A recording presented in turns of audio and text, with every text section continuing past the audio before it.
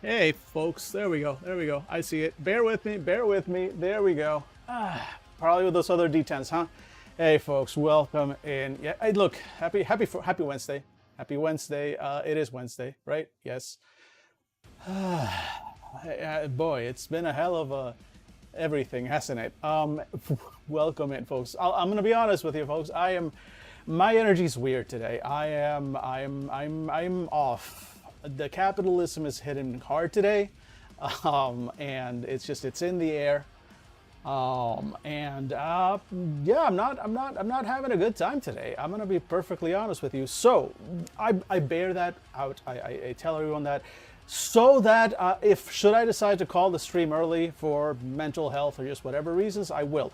Also, as those of you who've been here checking out the game with me before have seen, boy, you know what? I'll go to the overhead. I'll go to the overhead. Boy, oh boy, we've had a ride with this game. It's one of those games. Thank you, Struggle Bus, and you know, I will. If I need to, you know, as I get into it, I might, you know, like the energy might come back. Also, as I skeeted out earlier, you know, I reserve the right to switch to just video games, especially depending on how this goes, right? Because we've had a ride with this game. Like, I want to love it. There's so much about the setting, so much about the vibe, the politics, the everything that makes me want to love it. But a lot of the mechanics are kind of bullshit, and you know, there's just no getting around that. Like there's a certain point where it's not me, right? It's not me not getting a PBTA game. It's just that mechanic is bad, or why is that a mechanic, or that's not even a mechanic, that's just a statement, right? That's not even a move, that's just a statement. So we've run into several speed bumps that have really made this, again, a wild ride. But at the same time, there are things here that I want to love and I want to go. And we barely touched the game, right? We're still looking at just the mechanics on the pulses and the mechanics on the mech brawls and all this stuff. Like, we barely touched the setting and all this stuff. But here's the thing. I did find a thing, something that I missed during my first read through and look through this, which is that this game is. I did not know this. This is news to me. So I was not aware that the Extreme Meatpunks Forever is a video game series by Heather Flowers. Now, I like the vibes, right? I don't know the games. I don't know what kind of video games they are yet. So I might bounce off of that. Who knows? But if I end up bouncing off of this completely due to the problems that I'm having with the system, I do pledge, because here's the thing: I'm not here to shit on indie RPGs. On the contrary, I'm here to if at all possible, celebrate and you know, promote them, right? But at the same time, look, if I'm bouncing off a game, then, you know, maybe it's just not a match. It's not a good match for me personally. You know, neither one of us. I'm not doing the game any favors by being sort of like discouraged by it, and you know, the game's not doing me any favors, because I don't need this for my mental health, right? If me and the game are clashing, then I'm just gonna move along, or rather than take days and days to shit on something when it's not necessarily, you know, bad. I've spoken to people who have played it and have enjoyed it very much and had a good time with it, even acknowledging some of the faults that we found in the system. So, like I said, I'm not here to shit on the game. I'm just, again, I'm kind of bouncing off of it, which is a goddamn shame. So the point is that I hear, because of that, because I'm not here to shit on this, if I do bounce off of this, I'm going to check out the video games that this is based off and see what I think about those, right? See if the vibes are there, see if maybe a different game approach to this setting catches me in a way that maybe the RPG is not, right? So I'm curious about that, and honestly, like, knowing that's there, that this in fact based off video game series, it's kind of exciting. It's like, oh, I didn't know this. Okay. There's another way for me to potentially appreciate this, despite the problems that I'm having with this particular adaptation of it. So excited for that. And in fact, this is based on those came before this. So yeah, it's not like, oh, what's wrong with this is necessarily going to be wrong with that. It's a completely separate medium, completely separate gaming experience, right? So I'm excited to see how that works out for us. But in the meantime, I'm gonna, okay, let's see. Okay, if they ripped a bunch of stuff from their video game, that would make sense why the emblem or the untethered moves don't feel special, because in tabletop RPG, anyone can do those, where in a video game, the coding won't allow it. True, Struggle Bus. That, in fact, yeah, I had the concept of a plan, if you will, the thought, like that thought was kind of brewing around. There was like, oh, wait, yes, if this is based off of a set of video games, then some of these things make a little bit more sense. That some of these moves and things, right? Like that whole scavenging thing makes a little bit more sense. Because in a game, yeah, it's much more likely that you're going to have a unit type of some kind. In which case, oof, I'm a little scared because if it is a sort of strategy game, I'm gonna bounce off of that almost immediately. I'm not a fan. Which makes me weird. I understand. Like, I am the correct everything demographic to like strategy, and I don't completely dislike them. I remember having fun with some of like the best in the genre. Some of the best games, like what is it? Final Fantasy Tactics, a little bit of Disgaea. You know, a couple of games that are like those, a little bit of XCOM, stuff like that. Like I've enjoyed it, but they're not games I go back to. It's like, okay, that was a good experience. Even then, none of those I've ever finished. I played for a while. I was like, okay, this is solid gameplay, cool. And then I lost interest. It is not a gaming genre that I'm wired for, I guess. Yes, my brain just completely slides off of them, which is a shame because I know there's some great games. Like, so many people rave about XCOM, and I wish I could join them in that, but it's not there for me. It's not an enjoyable, kind of like some of the Souls-like games, like the people that just get off on those super hard games. Like I wish I could be like you. I wish I enjoyed that, but I don't. I enjoy aspects of that. Anyway, I'm getting completely derailed. Point is, if it is that, I'm sorry, authors. Oh my God, we share the same politics, but otherwise clearly incompatible.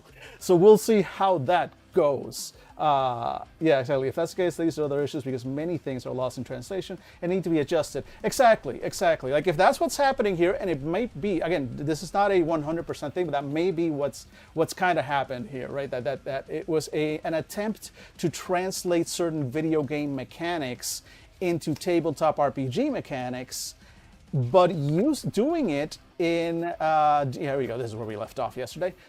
Doing it with a PBTA system, and that feels like almost like a systemic mismatch. And even just in general, like this is a tabletop RPG, not a not a board game, right? So you have to think about like this is an actual sort of quote unquote real world that these characters are inhabiting, and they can do the actual things that actual people can do in this world. That is what differentiates a tabletop RPG, where sure you have a character class and you have specific powers and specific abilities, but also your character is an actual being in an actual fully realized world. So besides just the stuff that's on their character sheet, they can also just do things, right? Take actions of all kinds. Whereas in a board game, you have a piece that you are moving on a board, and it is defined specifically by the specific moves that it can do, and it can do nothing outside those moves. Here we've got a game where what your character can do is defined by moves, but by definition of a tabletop RPG, you're doing a lot more than just moving. You're playing a game. So there may have been something lost in that translation that actually makes a lot of sense, at least initially, for the kind of issues that we've run across with the system, which is kind of a shame. Let's see, Psychotic Potato, welcome in, by the way, Ray. I recall the first fan-made Fallout RPG. It tried to do one-to-one of everything, right down to cloud cover and light level as a percentage difference for battle that could vary across the room. Well done, but far too much fiddly math for a reason. Yeah, exactly. And there are games for that. There are war games for that. Like Like there are entire sectors of the tabletop of is a tabletop in general fan base that are into that. That's a war game. That's a combat sim, and there is a place for those. But like, yeah, I feel like you need a bit more of a balance. Like, I think my tolerance for tabletop RPG combat sim bullshit is met and kind of surpassed by like Pathfinder or Warhammer 40k RPG. Not Warhammer 40k, the tabletop war game. That's an actual war game. But the RPGs, like either one of those, maybe Shadowrun, but even then Shadowrun, I'm not running that shit. And when we do play it, it's Dave, and even he's like, no, I'm not doing that level of math for this. Like, we're not doing that fully ultra detailed level of combat. It's just not the kind of game I play. So, you know, yeah, if you're gonna try and be just a full-on combat sim, cool, I guess, but I'm not gonna play. Let's see, someone who ran Shadowrun for years. Yeah, there's too much crunch. Exactly. Like, I mean, you've listened to our Shadowrun games, right? So you surely have noted then that, you know, like I mean, you don't come to Fandible for the accuracy and sticking to the rules, right? To say we play fast and loose with the rules of any game is a misunderstanding, and I've heard of Sinless. I think Dave looked at it. I don't know if he. I don't know.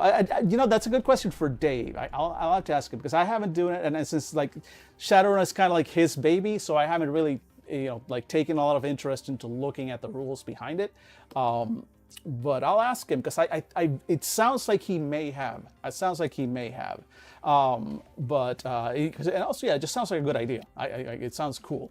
But yeah, like if you've listened to our games, yeah, Dave, you know, simplifies and skips a lot for just to keep the game moving, especially for something like a podcast where there's a certain level of importance. I think we got better at that over the years, even as it's sad because even as our audience has kind of declined, and that's kind of on us. We don't really, none of us are good at marketing ourselves.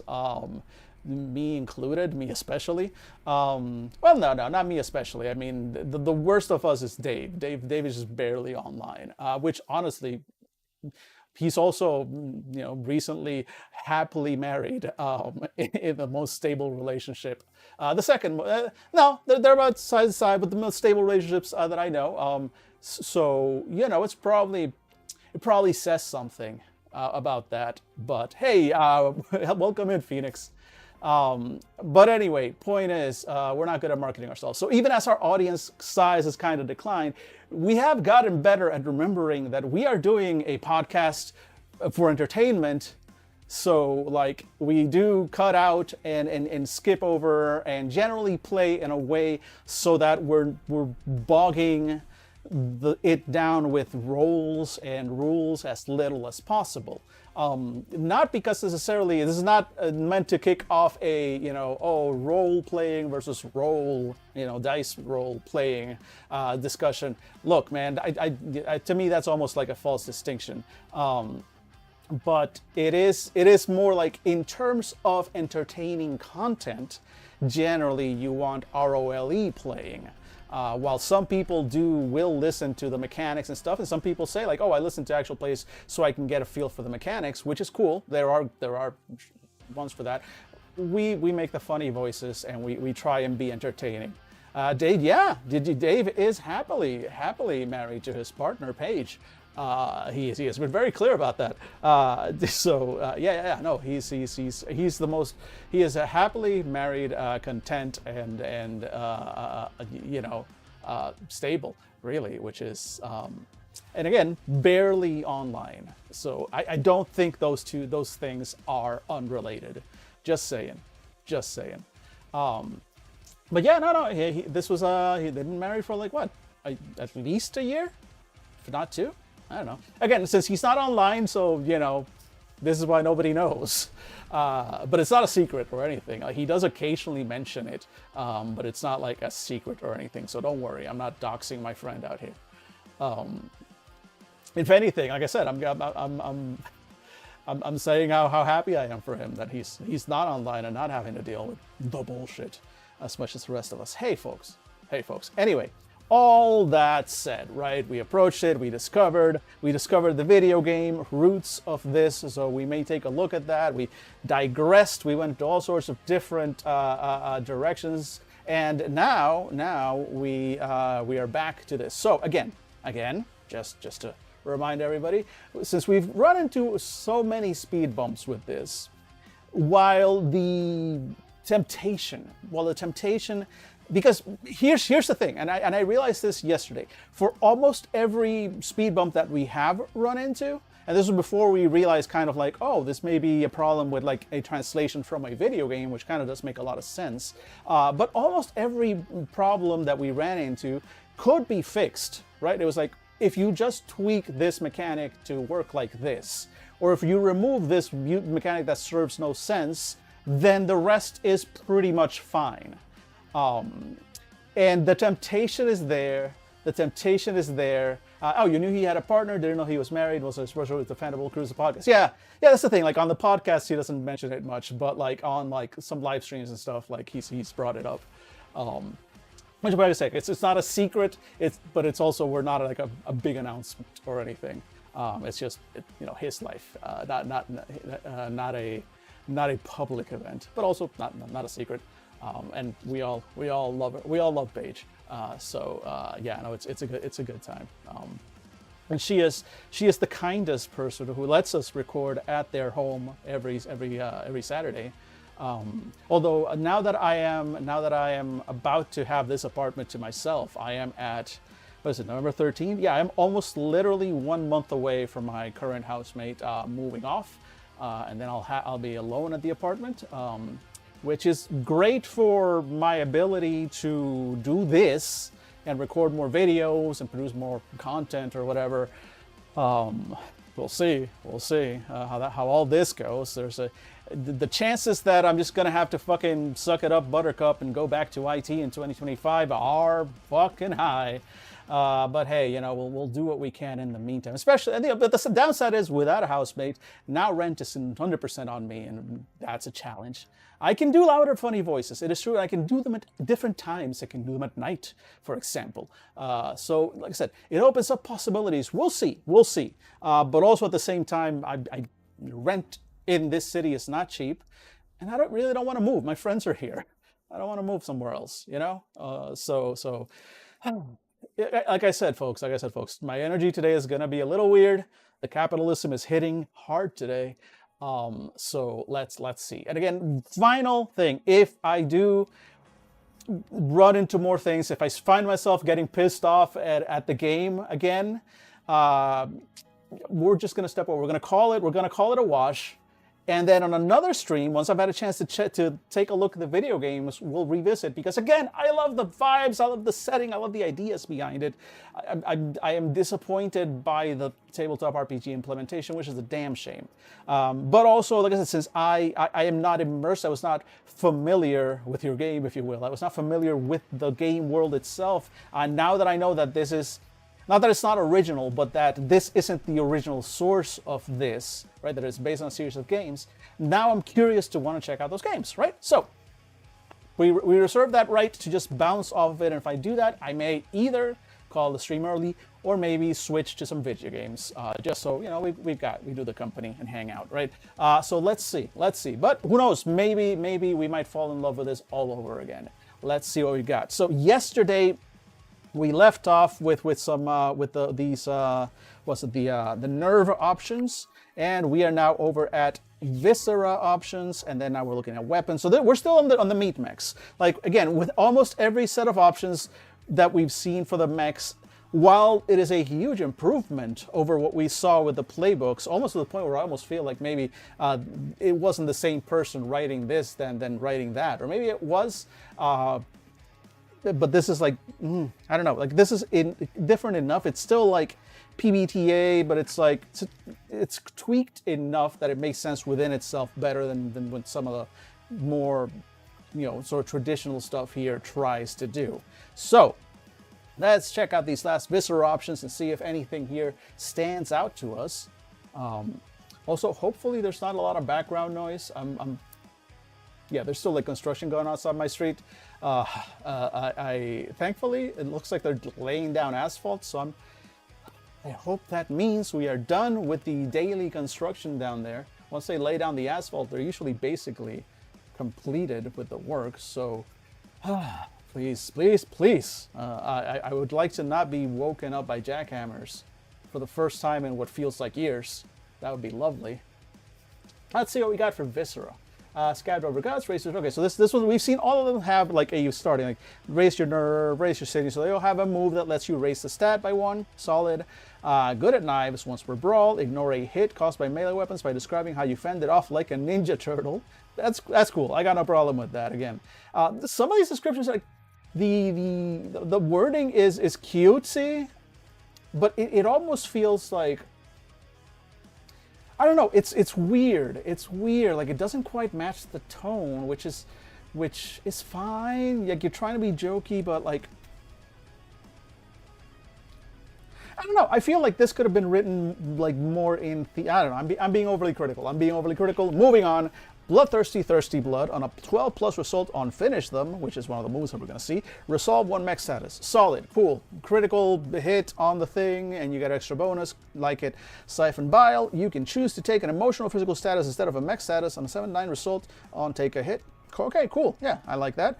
Yuck Guts. Your guts lash out. You can roll to smash using Viscera instead of Corpus. Interesting. Okay, so a way to attack while switching your stats. Solid, kind of traditional almost move. Let's see. Sick Grin Intestines. If you get thrashed during a brawl, you can give your remaining brawl mates +1 brawl on the way out by doing something gross and twisted with your meat mech on the way out. You fucking insane fucker. Okay, see, this is more like what I expect. I like this one. This is still like more fun, but more in... Like, it feels more in-game versus the fend it off like a ninja turtle thing. I don't know why, but like, this fits the feel of the game better. Let's see. Bubbler Foam. When you take a hit, your guts make kind of a small barricade as they spray out and harden. It takes about 30 seconds, and if you hide behind it, it's like being in cover. Cool. I like that. Gross, but like understandable. Cool Berry Blood. You can drink your mech's blood for gooey, berry-flavored nourishment. Drinking about a gallon of it will keep you healthy and full during the day as if you ate 3 square meals, but will make anything else you eat taste like bad candy. You're drinking the mech's wasted, used blood, just to be clear. Kind of blood could have pee. That's what you've got. Solid. Again, I like this. It does, it sort of has an in-game font effect in that, this is all you need to live, whatever. So we'll see if there's any kind of mechanics that this would affect, kind of like, are there overlaying travel mechanics or something where this would be useful to have versus one of these other options. It's still a nice sort of flavorful option. No major complaints on that one. But you know what I do have? I do have an absolute need to go to ads right about now. So we'll be back, all right?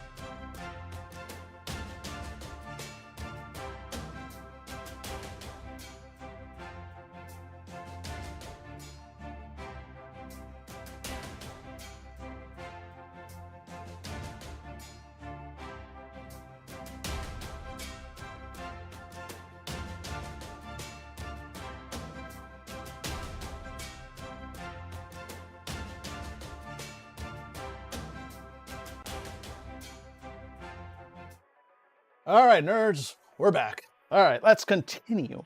Coolberry blood, like coolberry blood. Invisible scars, you got no guts. Or wait, there they are. They were inside you the whole time. You may take a beating, but visibly, it don't show. No matter how battered or wounded you and your mech become during a brawl, the enemy sees you as healthy and ready for round 2, which may frighten them or cause them to make a bad tactical decisions. Remind the GM they should angle for it. Boom, another kind of problematic one. I get this. I like this. I like the idea behind it. Solid idea. Solid idea. The idea that your mech somehow is able to, even though that does actually take damage, but it's able to kind of hide them. So you always look like you're ready, and that can be a bonus to some kind of intimidation. Cool. But then it goes like, so anyway, remind the GM that that could happen. There's no system. There's no actual system. There's no role. There's no, like, you know, enemies trying to, you know, like, you have a +1 to, you know, like, well, if you're in your mech, whatever, like, that would be a mech action. Let's, real lick. That would be a 1-2. Is that really all you can do? Hook up, finish them, help, I'm dying. Yeah, okay, cool. So we'd have to make some kind of other move, or an actual, like, like, standard, basic move. Is that a have it out? Get up in their business. That would be something like get up in their business, maybe, to intimidate somebody. I feel like that's what it is. Yeah, you know, it's not check out. It's not take a moment. Yeah, I feel like it would be get up in their business. Anyway, point is, if there's no system to it, then why is it there? It's my eternal refrain. Give it a system, or don't put it in. Let's see here. Cat whisker fibers. Your mech is prone to repairing better than most. Repairs cost about a third to half less in both time and resources, and field repairs done by you are more effective and sturdy. The first part of this is fine, assuming that there is at some point defined an actual cost and stuff. I'd have to go further and find out, right? If that cost actually exists in this game, which is my fear that it probably is not defined. But also the rest of it, though. And field repairs done by you are more effective and sturdy. What does that mean? What does that mean in the game system? Does it have a bonus? Does it make your repairs last longer? What in-game mechanical effect does that have? If this is not defined, if we don't know how much they cost, and are there resources I need to track in order for this to actually be worth my time, then, you know, there better be. And also, again, what does this mean? Do field repairs are more effective and sturdy? Again, are field repairs, is field repairing somehow defined? It's not a default move, and it's not a move that we've really seen on any of the playbooks. And if it's not a move, then there's no system to it. It's just storytelling. So unless there is a specific move that gets affected, which I don't think there is, you know, exactly. The vagueness continues to show the copy pasta from a video game. It really does feel like that. Like, where is the metric? Because this is stuff that would be tracked. This is stuff that would affect, this is video game mechanics, basically, which I'm not opposed to. But if they were actually there, but they're not. Oof. Guilt goo. Anyone who damages your mech to the point that its innards come out is overwhelmed with horror and guilt. So long as those innards touch their person or mech, you're most likely hurt bad. If that happens, but anyone attacking the guilty party takes advantage. Okay, that's an actual mechanic. It's badly worded, but they should, like, bold this or something. But basically, if, like, they hurt you, this happens, they are now overwhelmed with horror, and this is the final effect, that anyone attacking them takes advantage on that attack. This one at least has an actual mechanic, even if it's kind of written a little weird. It took me a moment. Also, just unexpected actual mechanics in a move.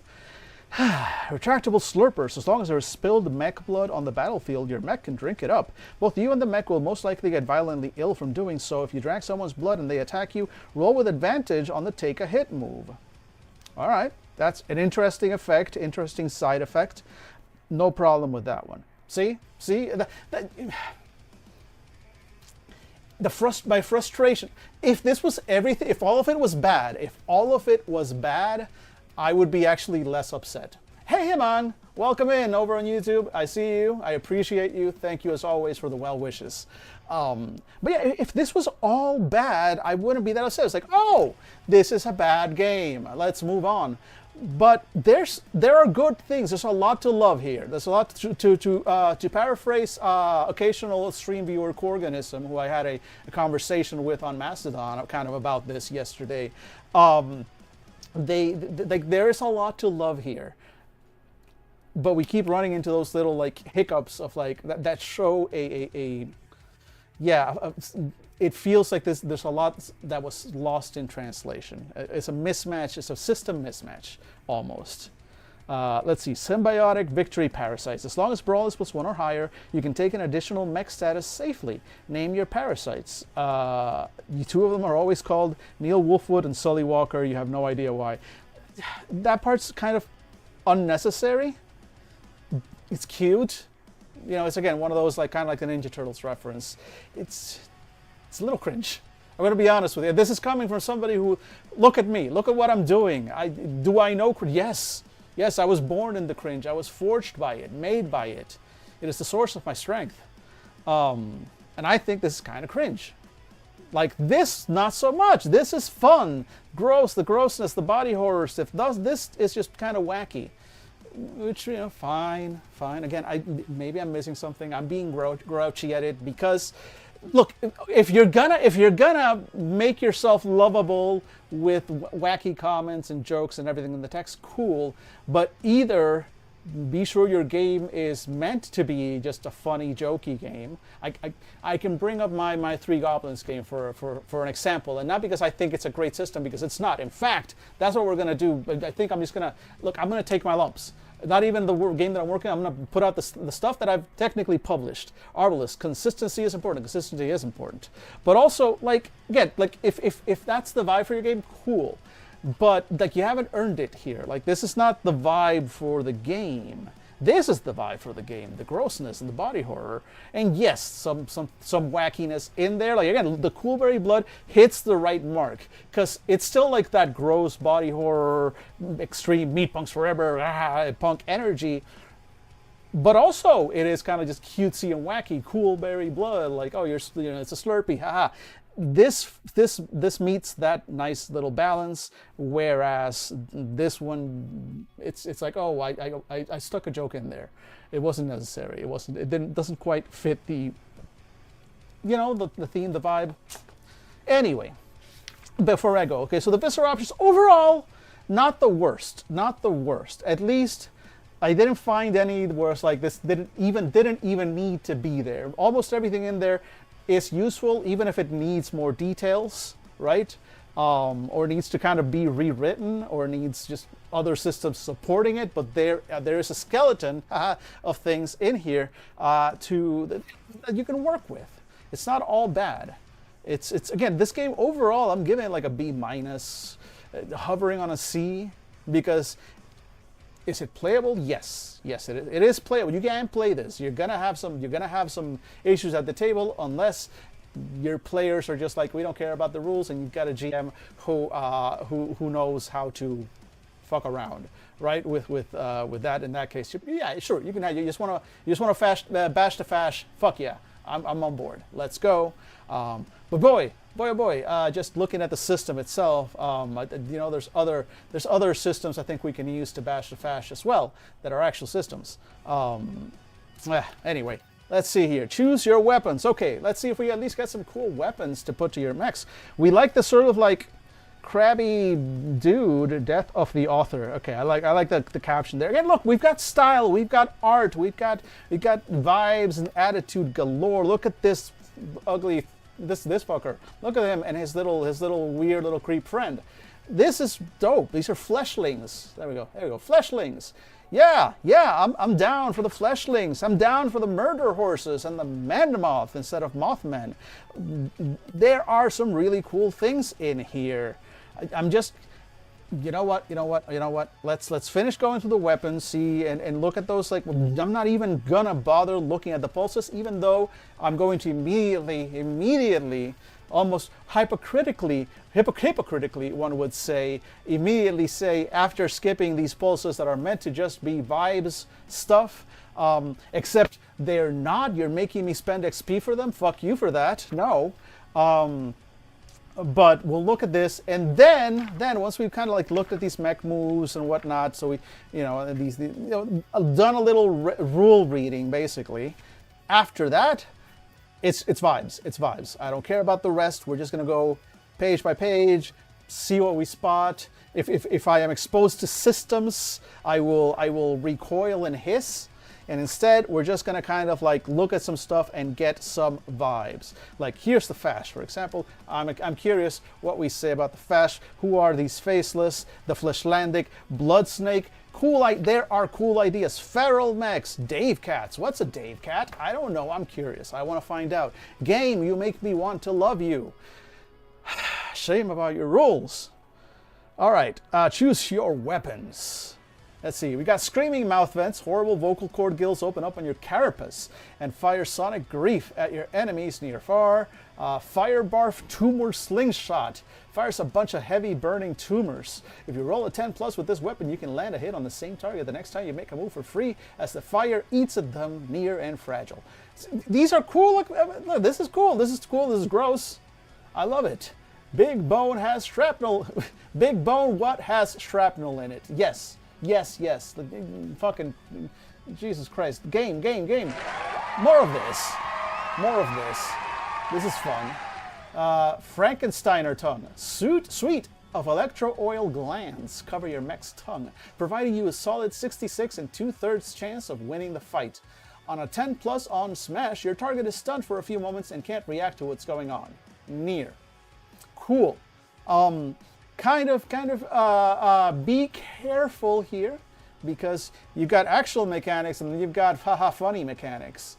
And I was like, how am I supposed to calculate that for a second there? So be careful joking about mechanics when you're actually presenting mechanics. Anyway, Deathfucker Biomass Thrower, a weird flesh cannon, ladies, that fires big nasty loads, ladies, of bile on bad guys. Roll with advantage on smash rolls. Whenever you fire this weapon, the environment or nearby living entities get hit in the splash zone. Far and slow. Cool. Gross. Love it. Continues. X-ray blood squirter. If it fights up close by firing acidic blood, but it also shoots heat waves out of itself, which is fucking dope. Can melt shit. Near. Drain. Cool. Needs some description, but cool. Hatchet limbs. Your arms and legs can mold into horrible axes and break shit up. You can use these to latch into the nearby environment instead of attacking on your turn to keep yourself stable if you might otherwise fall, or to reach something your mech otherwise couldn't. Near. Solid. Face bombs. Your mech's face can grow giant warts which form into smaller faces and fire off at opponents and bite at their mech with toxic teeth. Fucking hell, yes! Fucking that. Who wrote this? Please, it can't be. You can't tell me that the same person who wrote this wrote some of the other stuff that we've seen. Like, this is metal. This is dope. This is gross. This is funny. This is gross. This is fun. Like, I wish the whole book was the weapons page for the meat mechs. Like, this is the promise. This is the promise that I came here for. This is being delivered. Good. I mean, that I say, not having really taken a proper look at how combat actually runs. It may be unplayable. I don't know. But the vibes are immaculate, at least on this page. I think these are the only two. No, I think I gave it a wow once before, and then this page alone gets two of them. That's amazing. I should code up like a wow counter or something per stream. Anyway, don't have that right now, but I'll give it a think. Anyway, there was another wow. Okay, good. I didn't make it up. Snot leashes. You launch strong yet pliable mucus from some manner of orifice. These tendrils can wrap around an enemy like webbing and keep them in place. However, disconnecting them from an enemy means they can't be used again until after downtime outside of battle, when you can dry out the glands and remove the crust so that they can refill. Gross, useful, Excellent. Again, best page in the book so far, page 54. Page 54, where have you been? I missed you. I needed you. Where have you been, all my game? Transistor quills. Imagine if your mech was kind of like a porcupine with fire-hot spines. Any big physical hits on you at near range will also hurt the attacker. The GM will tell you how they're disadvantaged. Any attacks by you at near range will also cause a similar disadvantage on the target. Any use of this weapon is likely to snap off several quills, which grow back in a few days' time. Near and fragile.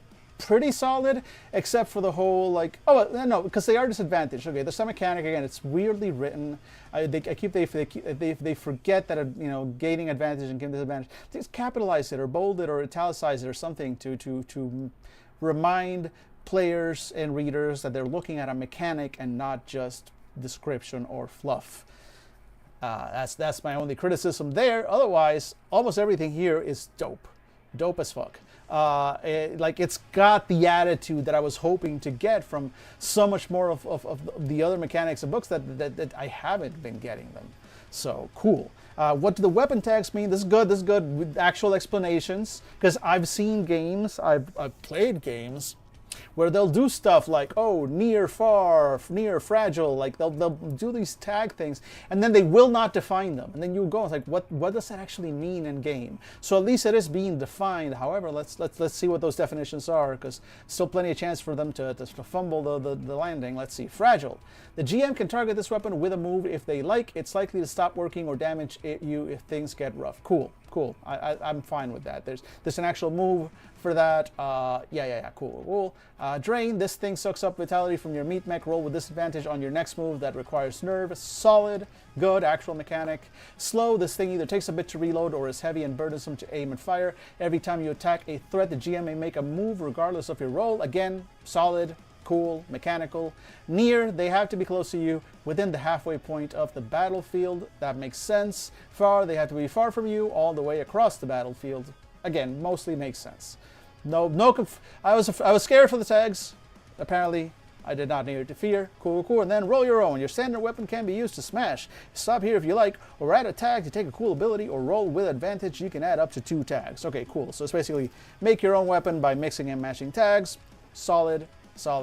If anything, I would have loved to see even more tags to give you even more flexibility in meat mech weapons. Is my only complaint. But we were in turn given this little guy, this angry little meatball of a guy to look at instead. And sure, it may have been a fair trade.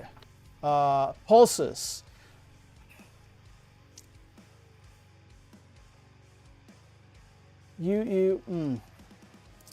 Okay. Wait. I just read something that may redeem pulses. I went quiet because I had to read that. And look.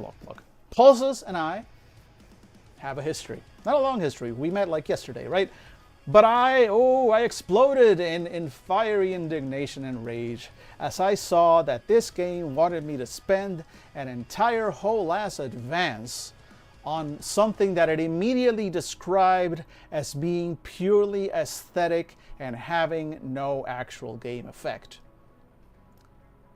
But then I get to this page and I see, why did they give these purely aesthetic and having no game effect 4 full paragraphs of stuff, and then a whole other page with lots of examples? And look, I am in no way opposed to a full page of examples. In fact, that's one of the things that I usually ask for games. Like, hey, game, give me examples. Give me a list of those cool things that you said you have. Yes, you are. Exactly. Welcome in, Afreitas. Welcome in. So why are you giving me so much for something that is otherwise kind of worthless? And I saw this little paragraph here. But you know what? I'm going to read this whole page because I think it builds up to what's happening here. You're seeing a whole lot of qualitative and not a lot of quantitative data on those example stories. Look. Yeah, it is all qualitatively, right? It is not quantitative. True. But look how they describe it. And let's see if they have achieved what they're actually trying to do with this. Because this is kind of how they're trying how it's being justified that you need an advance for these, right? So a pulse. A pulse is a small add-on to your meat mech. You can only have one pulse active at a time. At the beginning of a session, you can choose which of the pulses you have available you'll be applying to your meat mech. Assume the rest are hiding in a kind of internal meat soul self-storage, waiting for you to pull them out. More in-depth. A pulse comes along as the relationship between you and your mech becomes more specific and distinct. All right, so that's hence why it's an advancement. Your relationship between you and your meat mech is growing and evolving. There's some give and take as a pulse develops. It'll morph some to adapt to the pilot while at the same time morphing to adapt to the mech until it's a specific, unique thing that exists entirely between the two of you. The more you harmonize with your mech, the more it integrates with your partnership. At lower levels, for example, the pulse may diminish from you more quickly after exiting the mech, while at higher levels it could last for much longer before you notice it's gone. There's no hard and fast rules because these are specific yet ephemeral, strange things. Look to your connection with your mech to decide how strong you feel a pulse might be, and maybe your plus sinew as well. Determine also what a strong versus weak pulse may look like, as it is tied to the evolution of your connection of your metamorphosis. Specifics will be up to the player. And now we get to that third paragraph. These are all descriptive abilities which don't confer mechanical bonuses. Instead, think of them as opening up new narrative opportunities. A pulse that increases your sense of hearing, for example, doesn't do much aside from that and doesn't beget a roll, but it does let your character hear things they couldn't normally hear in that situation, and from there you can make informed decisions or do things you wouldn't be able to do if you don't know. GMs, especially when making hard moves or choices against OCs, should look at what pulses are open to see who and how to hit and who avoids it. You get new pulses by choosing the option when you mark advancement, yada yada. Whenever you use a pulse, the effects will linger after you exit the mech. As soon as you exit the mech, drastic drop off in quality of the pulse, yada yada yada. So the idea is that they are kind of meant to be enablers, right? This game really wants to leave a lot up to the vibes of the GM, right? There's a lot of stuff that goes like, just this is a thing, let the GM know so they can take that into account as they make their decisions, but it is in no way overly, it is prescriptive but not restrictive, right? It tells the GM, hey, keep this in mind, but it doesn't prevent the GM from ignoring it completely if they so choose, which I can see arguments for and against. But pulses are meant to have, they may not have direct mechanical effects, but they're meant to be that sort of like, hey GM, remember I have this pulse, keep that in mind when you are making your moves. And within that mindset, and within the mindset that you're going to have a GM that is actually going to remember these things and take them into account, and that's going to vary from GM to GM, I feel. So now I'm curious about what GM guidance is given to us in this game, and see what it encourages. But yeah, so that's the approach. I still don't entirely agree with it. I prefer I need a little bit more crunch. I don't need extreme crunch, but I would like my mechanics mechanical. Thank you. But again, that may just simply be a personal preference thing rather than something that is distinctly wrong with the game. So within that sense, I'm kind of retroactively taking back a little bit of my incandescent rage at learning that they wanted to wait until I had an advance to get the pulses. Not because I think that is now, oh, that's a good rule, actually. I don't know. It's not. I still don't feel like pulses should take the place of an advance. I get tying them to advancement, and so here's how I would fix it. Here's what I would do for this.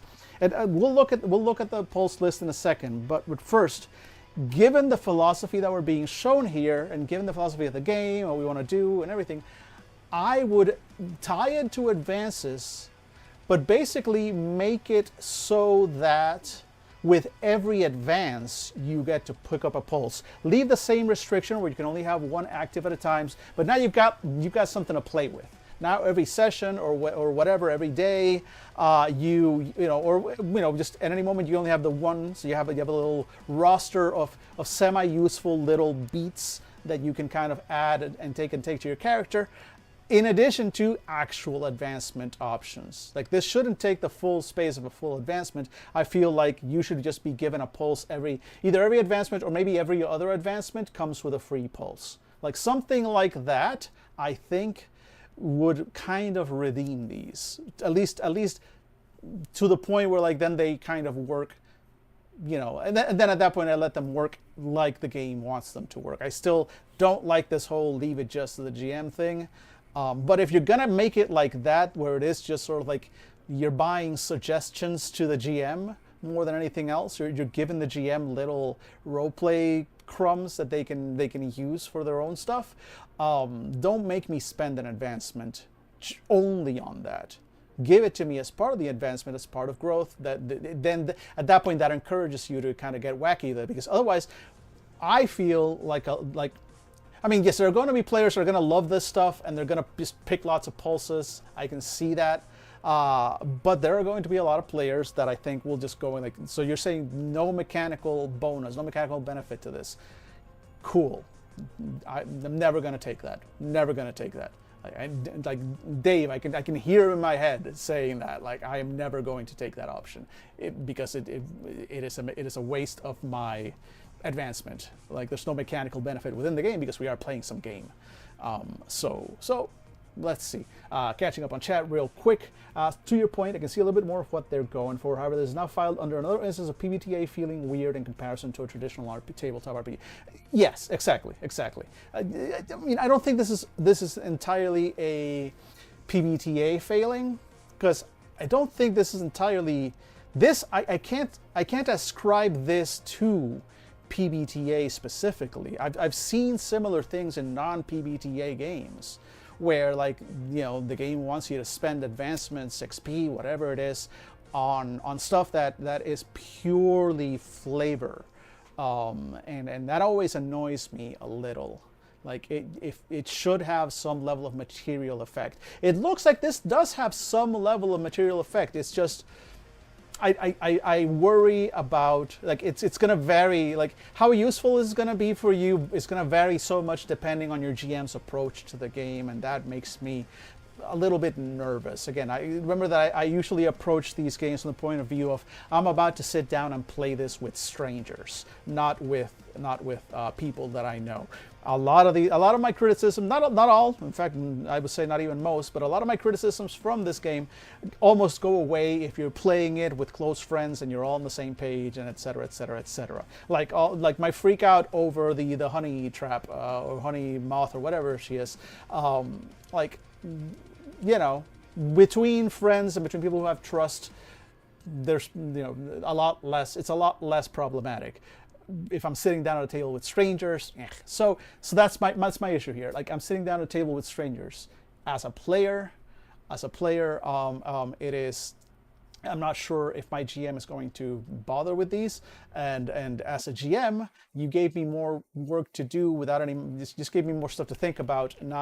Nothing. You gave me some tools. I don't mind it entirely, but mechanics, please give me mechanics in my mechanics. Anyway, so as we see, it's stuff like your sense of smell is exceptionally good, your sense of taste is exceptionally good, you can move easily through water, your mech knows how to sing and it sounds pretty okay. When you bite into another meat thing, you drool, it's like a slow working acid. You always go first by a split second.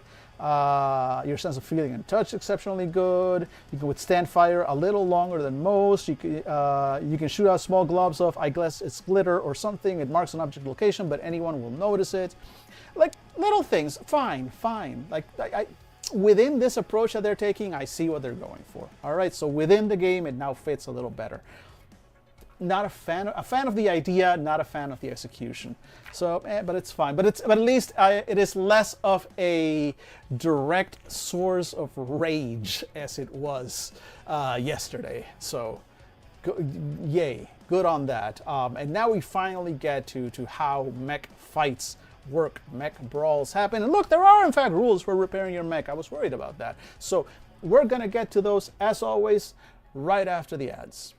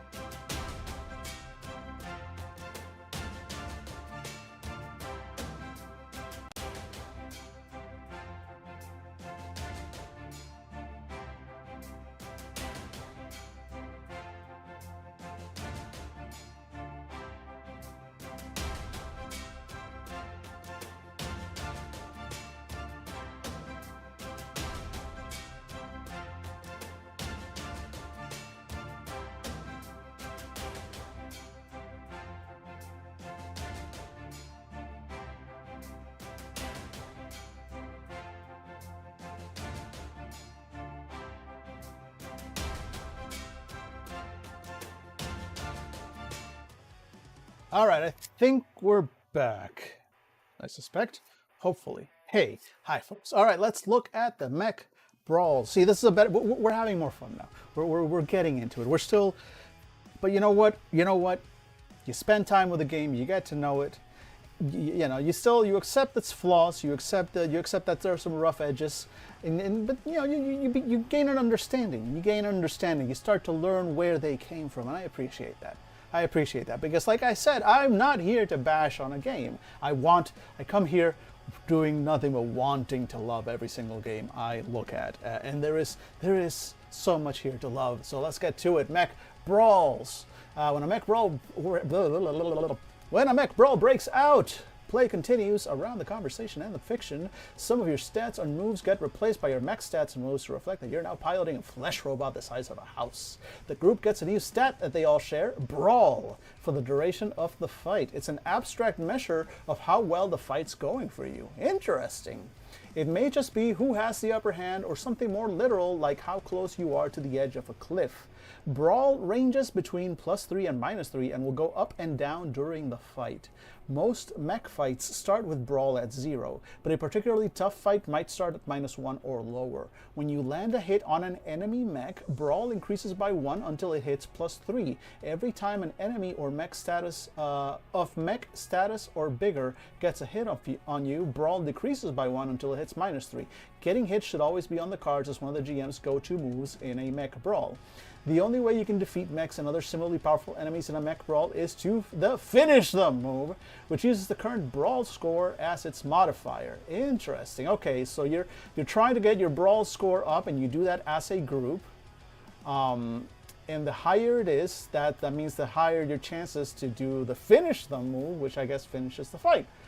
I like this. I actually really like this. Like this approach. Has anybody else seen other PvTA games? Is this like typical, or is this unique to this game? Because I feel this. I like this approach. It makes it so it's a bit of a back and forth teeter-totter, like you're getting something, and it gives you a chance. Like players can go like, this fight has gone on too long. We're only at a +1, but this may be the only chance we get. Let's do it. Let's try and finish them and see, you know, and you take your chance. I can see that happening. Like I like the idea. This is like a sort of back and forth, almost a drama tracker to the combat. So I kind of dig that. Let's see, mech statuses. Mech statuses work exactly like human statuses. They have a name, a description, and a rule that works like a move, except they apply only to your mech. Your mech can take as many mech statuses as your viscera +3. Okay, yeah, that's basically statuses are kind of your hit point. If you take another mech status over this limit, make the get thrashed move. Cool. So statuses. Spooked. Even meat mechs get scared sometimes, especially with all the shit that you put yours through. Something has spooked the semi-living consciousness of the meat mech. Okay, so I was wondering about that. If the meat mechs were kind of like had their own sort of conscious, like is it like riding a horse, or is it like riding a suit of armor? And it's apparently kind of like riding a horse. Like this is another being that you are interfacing it, and it has a sort of semi-living consciousness to it. So that's cool. I like that. I like that. I kind of wish we'd heard about that before. How is it that we are this far into the mech thing, right? The mech chapter. And really, like, we got some basic information, but like the basic information that we got like this making a mech stuff, and like, oh, semi-release practice, treating formaldehyde, shipping it to a mech factory, it's injected with mutagens, transformed into a giant flesh robo suit, blah, blah, blah, blah. Like, that gives me no indication that this thing is alive. It really makes it sound like it is purely mechanical. There's nothing more to it. And then here we're going like, no, actually, like, it gets spooked. It's like a horse. Like, you know? Wait, do you also have to tame the meat mech? Maybe. Maybe. We're going to find out.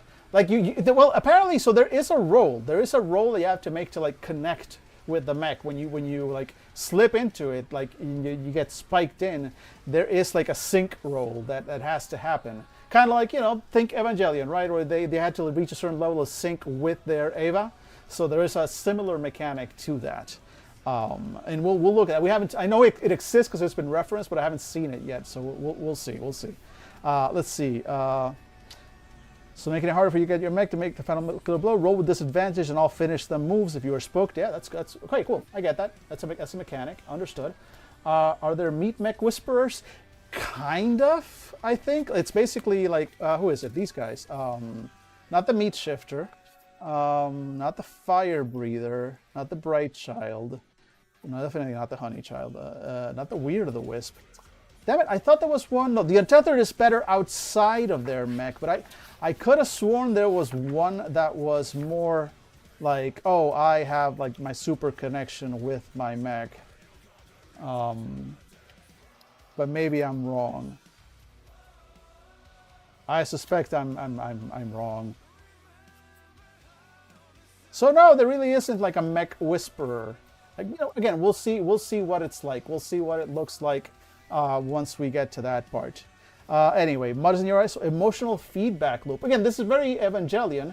Sticks and stones don't really mean squat when you're encased in 8 inches of fortified meat, but the shit people say, that can sting, especially when your meat mech just got punched in the spleen and it's sending all sorts of weird signals to your brain. Whenever you next take a mech status, take an emotional status instead. Interesting. Okay. Hobbled. Something's gone full Annie Wilkes on your legs and it hurts like a son of a motor horse. Until you can repair it, moving any faster than the snail that'll eventually track down and kill you requires to get shit done roll. I see your reference. Ignore my question. It's just the meat mech being like a horse makes it interesting to be in that. No, it could be. I said I'm curious to see. Those are good questions. I'm curious to see how that works, right? Because the game makes it sound like you send out some slabs of meat to the factory and you get back a meat mech and you strap it in, you get to work, right? But at the same time, now we're hearing like, oh no, the mech has feelings. So what do we got? Let's see. Drift incompatible. You take a blow to the head and somewhere inside you feel the connection between you and your mech briefly sever. The GM makes a connection move, so it looks like the connection is important. We'll see what that is.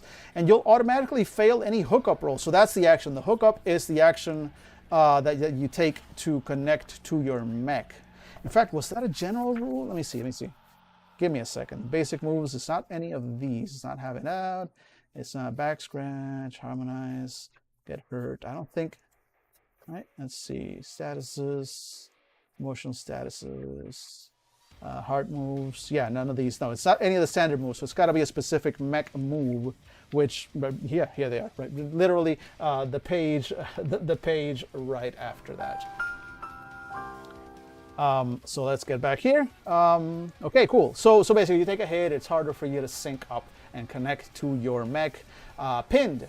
The advantage of being inside a giant robot made of meat and bone is that you're much harder to hurt. This advantage is that if bits of that mech splinter off or collapse in on themselves, they've got nowhere to go but into you. You're pinned into your mech by a collapsed organ or a rib spike that's impaled your shoulder or something. If you try to get out of your mech before getting that fixed, take a physical status on your meat punk.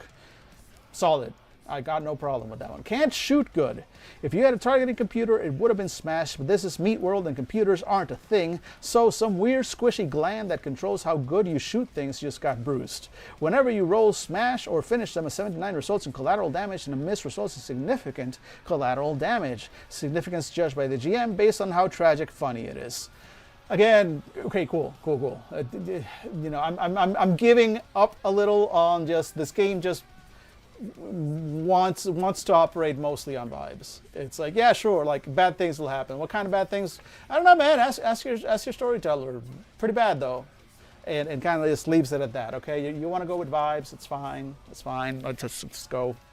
Let's see here. Disarmed. It might be literal, like your arms being over there while the rest of you's over here, or it might be metaphorical, but your arm has been dissed. Pick one of your weapons. You can't use it to smash until you get it fixed.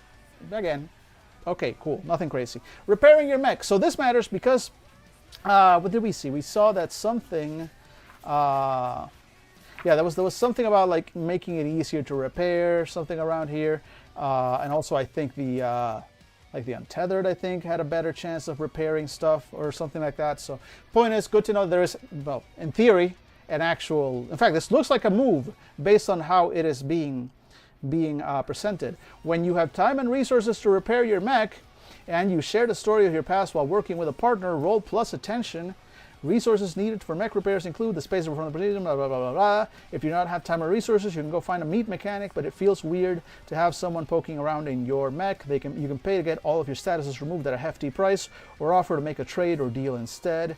A field repair kit is a quick patch job made by someone with field repair kits stocked for a particular mech with some universal coverage in a pinch. It's meant to keep the mech holding together until you get somewhere to fix it. Wait too long or take too much damage thereafter, and you're back to square one, minus the kit this time. Okay, so basically, repair kind of just happens if you have the resources. If you don't have the resources, you have to get it. You make an attention roll, but you have to share a story of your past while working with a partner. Roll plus attention. So basically, like, repairing is like, it has to be like a scene, effectively. That's interesting. All right, I'm fine with that. Again, that's what the game is trying to do. It's trying to be more of a, implies that this is more about the story rather than the actual attack, which is fine. But again, I do like the core idea of this back and forth with the brawl score, and then that's what your group will roll for the smash, or rather for the finish them move. So cool. I like the idea of it. Let's look at the system. And also, hey, PB! Hey, welcome in, friend. Thanks for the follow. Appreciate that. Thanks so much. As you may or may not have noticed, I'm yelling semi-incoherently about Extreme Meatpunks Forever. I love the setting. I love the vibes. I have less love for the system, unfortunately. But you know what? We're getting through it. And it is improving in certain areas. For those of you on the stream who have not met PB, let me see. Let me see if I actually have, if this is going to work. Give me a second. I forget if the bot command works. Bear with me if it doesn't. Yes, there we go. Boom. You get a shout out. So I had the pleasure of playing with PB last weekend on Praxis streams. They are delightful. I've also seen them on a few other streams, and they're a great role player. Definitely recommend you check them out. Anytime you're not listening to me yell semi-incoherently about indie tabletop RPGs. So welcome in. It's great to have you. What's the ad situation? Okay, yeah, plenty of time. Cool. I don't want to well, come in anyway. Watch some ads. Not yet. All right, so let's look at the moves for the mechs. So the first one, that's a hookup move. So afraid that you were asking about that. So this is how you had to connect, right? Each playbook has a sinew move unique to them, which we did see. Basically in every playbook. In fact, I'll go back a little bit just to show. So here we go, the Weird of the Wisp. And so they all have a sinew move, and they say, oh, when you do this, blah, blah, blah, blah, and you connect your connection, you connect to your mech, you roll, you say your mech's name, and you roll plus sinew. That is your sinew sort of hookup move. And it's like, yeah, when you throw yourself in your mech's ribcage and thrust your neck back onto the nerve spike, say your mech's name, roll plus sinew, and a hit. You may land a hit on anyone or anything, your choice right now, as long as you feel they deserved it. 7 to 9, you also cause massive collateral damage on the fight, say why it was warranted. Cool. And again, all of them also have a special ability that they might be able to do, like the Weird the Wisp on a 10 plus can transform part of the battlefield to lava, which feels a little OP. But there it is. Or a 7 to 9, create hallucinations and whatnot. So different effects. Basically, I do like that it gives a certain magical girl transformation-ness to the hookup move. And it's not like, how can I put this? Because this is the move you make when you're hooking up into your mech. You're starting the fight, right? And in a lot of games like this, that's your move. You plop into your mech, and now you're done. Next round, right? In the next round, you get to do stuff and attack and make moves and whatever. Here, it makes it almost like a gross meat mech version of a magical girl transformation, right? In which you jack into your mech. Each one, again, has those descriptions. Look at that. When your dark insides glurble over into your dark outsides through silver, fair, and nerve connection. Whereas the untethered, when you bite your lip and grit your teeth and clench your fist and face what the mech has waiting for you, get in the goddamn mech, Shinji. When you morph into your towering meat form. Like, each one has their own sort of flavorful version of of turning into their mech, of jacking in, hooking up to their mech, which I dig. In terms of flavor, in terms of vibes, huge fan of this. And not only that, but the role, like you have something extra that you get from your playbook, and also like the core thing where you immediately upon jacking in, boom, you get to make a hit.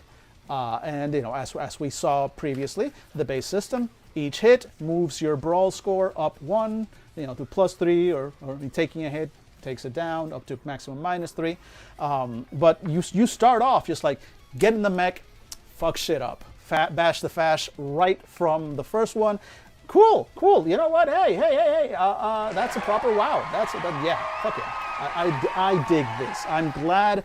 God damn it, game. This has been such a roller coaster with this game. Like, there are moments where I'm like, why? How did this get published? And then there are moments where I'm just like, I want to play this so bad right now, right? So, I mean, hey, it's got us talking about it. I started this stream thinking, you know what, it's a solid chance at 15 minutes in, I'm just going to throw this book against the wall and say we're playing video games. But no, here we are. We're still here. Every time I think I'm out. All right, so cool. I dig this. I dig the basic hookup move. Now let's see if they break my heart in that last paragraph. There's a lot of stuff here. It's a lot of bold stuff. So let's see what's going on here. Here we go.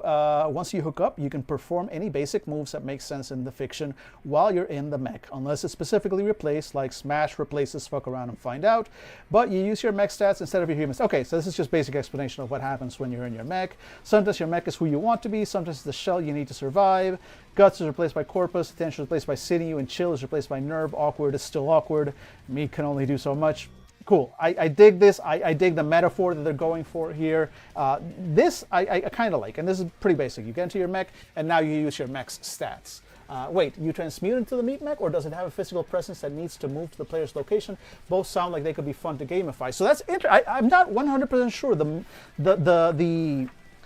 book seems to imply that this is something you get into, right? It's not inside you all the time. Like, you go into the meat mine, you harvest the flesh of the dead god, you send it to a factory, it gets built into a meat mech at the meat factory for meat things, right? But at the same time, yeah, true, they do kind of like they do give like this, like burble and morph into your towering meat form, right? But well, the meat shifter specifically it actually does transform. So that may have confused you, because the meat shifter specifically has their meat mech effectively inside of them. So the meat shifter does transform into it. So I think that might be the confusion there. The other ones, no, it is a separate mech that you have to like plug yourself into. Although again, this one makes it sound like it would be something that's burbling out from outside of you, but as far as I understand it within the fiction, yeah, this is the only one that actually like shifts into kind of like the thing, right? And even then, I'm not entirely sure. I think this is just like, it's a change, remain there, faster, stronger. Oh, guts, like, say your mech's name, like, is it still?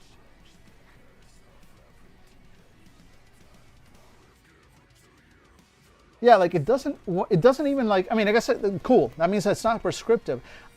So my call as a guide, if a player wants to say, hey, because I want to play the meat shifter and I am the mech, I shift into my mech form, cool. I'll let you have that, because that is your whole character thing. You can still do the things, and if you go into full mech form, it's kind of like Werewolf going into Krenos, and that's your thing. I'll let you have that. Everyone else, though, yeah, you've got a mech that you got to climb into. That's what it sounds like. But I guess it does leave it up in the air. It does make it kind of sound like you've got your own meat shifting, but also separately, right? You might connect to the mech.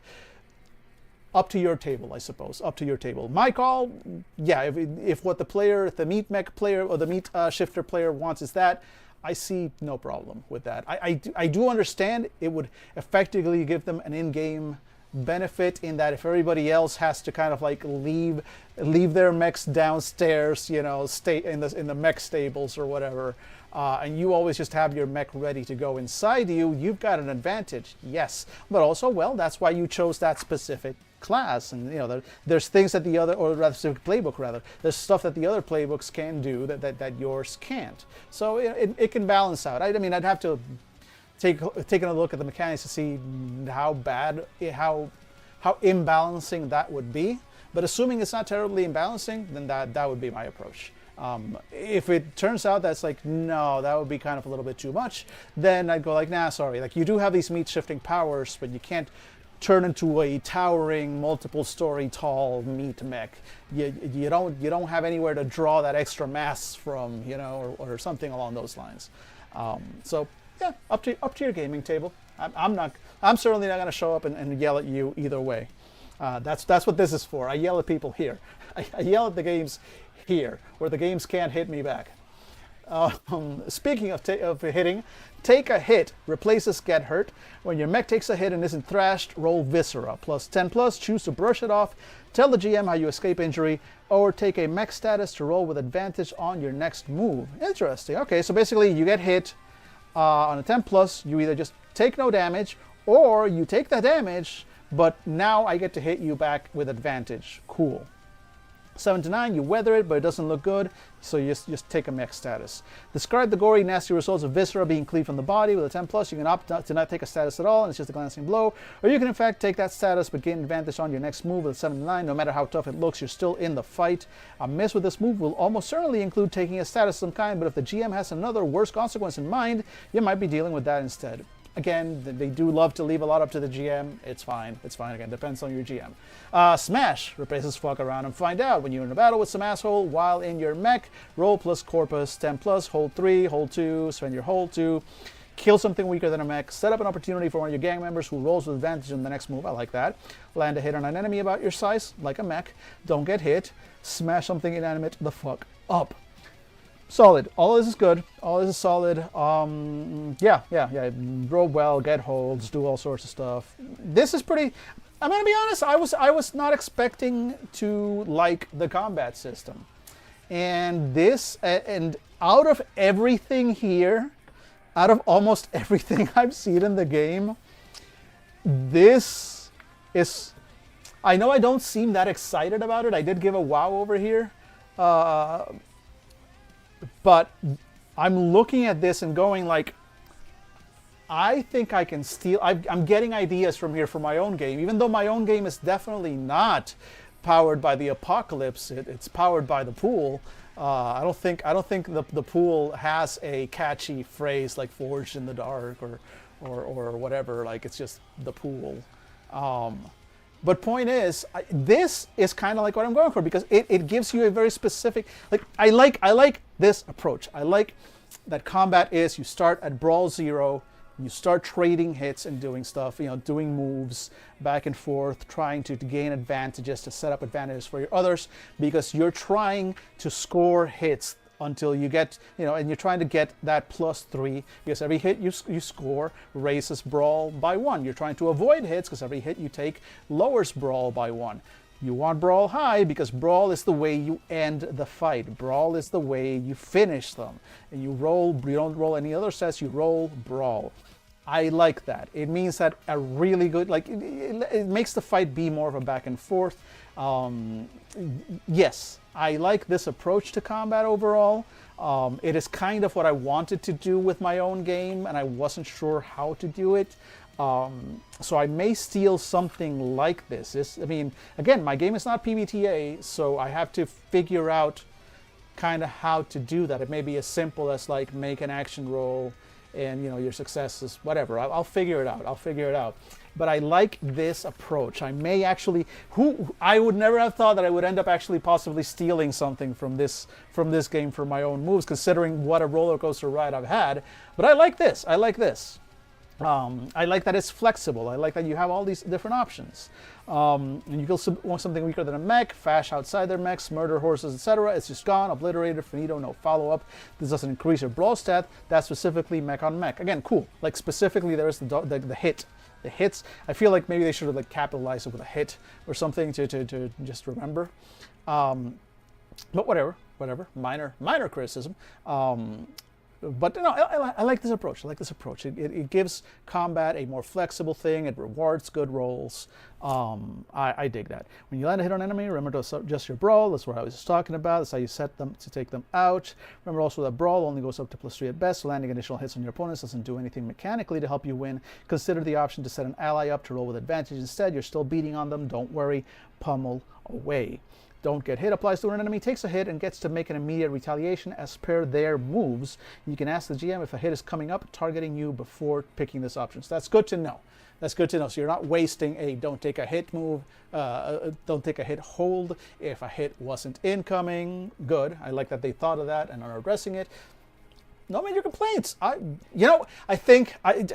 do feel, I suspect that the reason that combat is actually well designed, better designed than a lot of the other one is again what we've seen, that this is based originally on video games, on a video game.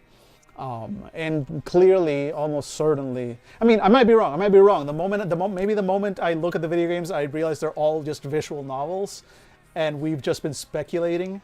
In fact, you know what? Look, folks, we're going to ads in like 2 minutes. By the way, quick heads up, if you wanna step away because you've been entranced by just how my delivery, everything that's happening here, just you can't look away. I get it.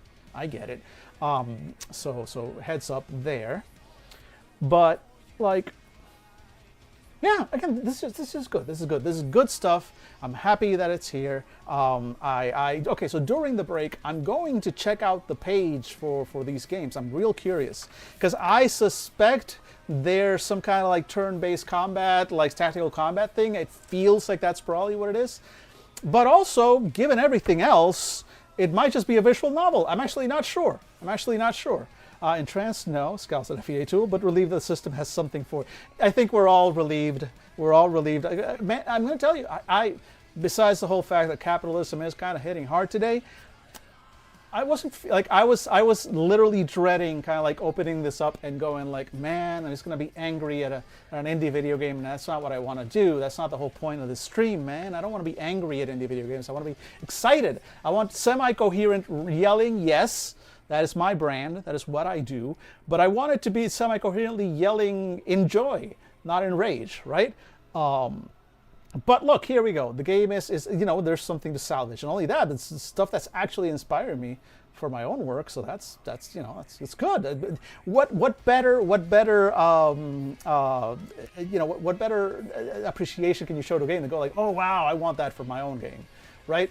Or something like this is inspiring me. Hell yeah. Good work. Thank you. I'm so glad this has been here, because definitely it's been a step up from some of the issues we found previously. But yeah, overall this is good. Okay, so get thrashed. Get thrashed is when you've taken too many, when you've taken too much damage, you've taken too many statuses equal to your viscera plus 3, your mech is thrashed. Choose to either pass out or fight through it. So if you pass out, you and your mech are down for the count. Can't take any further part in this battle, blah, blah, blah. So as someone survives the battle without passing out or checking out, you can be rescued and revived later. Or fight through it. You press on through the pain. When your mech takes a hit, you must take a physical status instead of a mech status. And if you haven't checked out after that, decide if you wish to continue through it or pass out. Cool. Okay, I like that. So either, your mech is out, you're out, fight is over, or you can keep going, and in standard sort of like mech anime fashion, you're pushing your mech further, and now you're like, the pilot is like bleeding, and I like that. I like that idea. I like the kind of scenes that it sets up. Fun stuff. Big fan of the mech moves so far. I'm excited for that. There's a little bit more to read up on that, but unfortunately, we'll have to see those after the ads because we're out of time.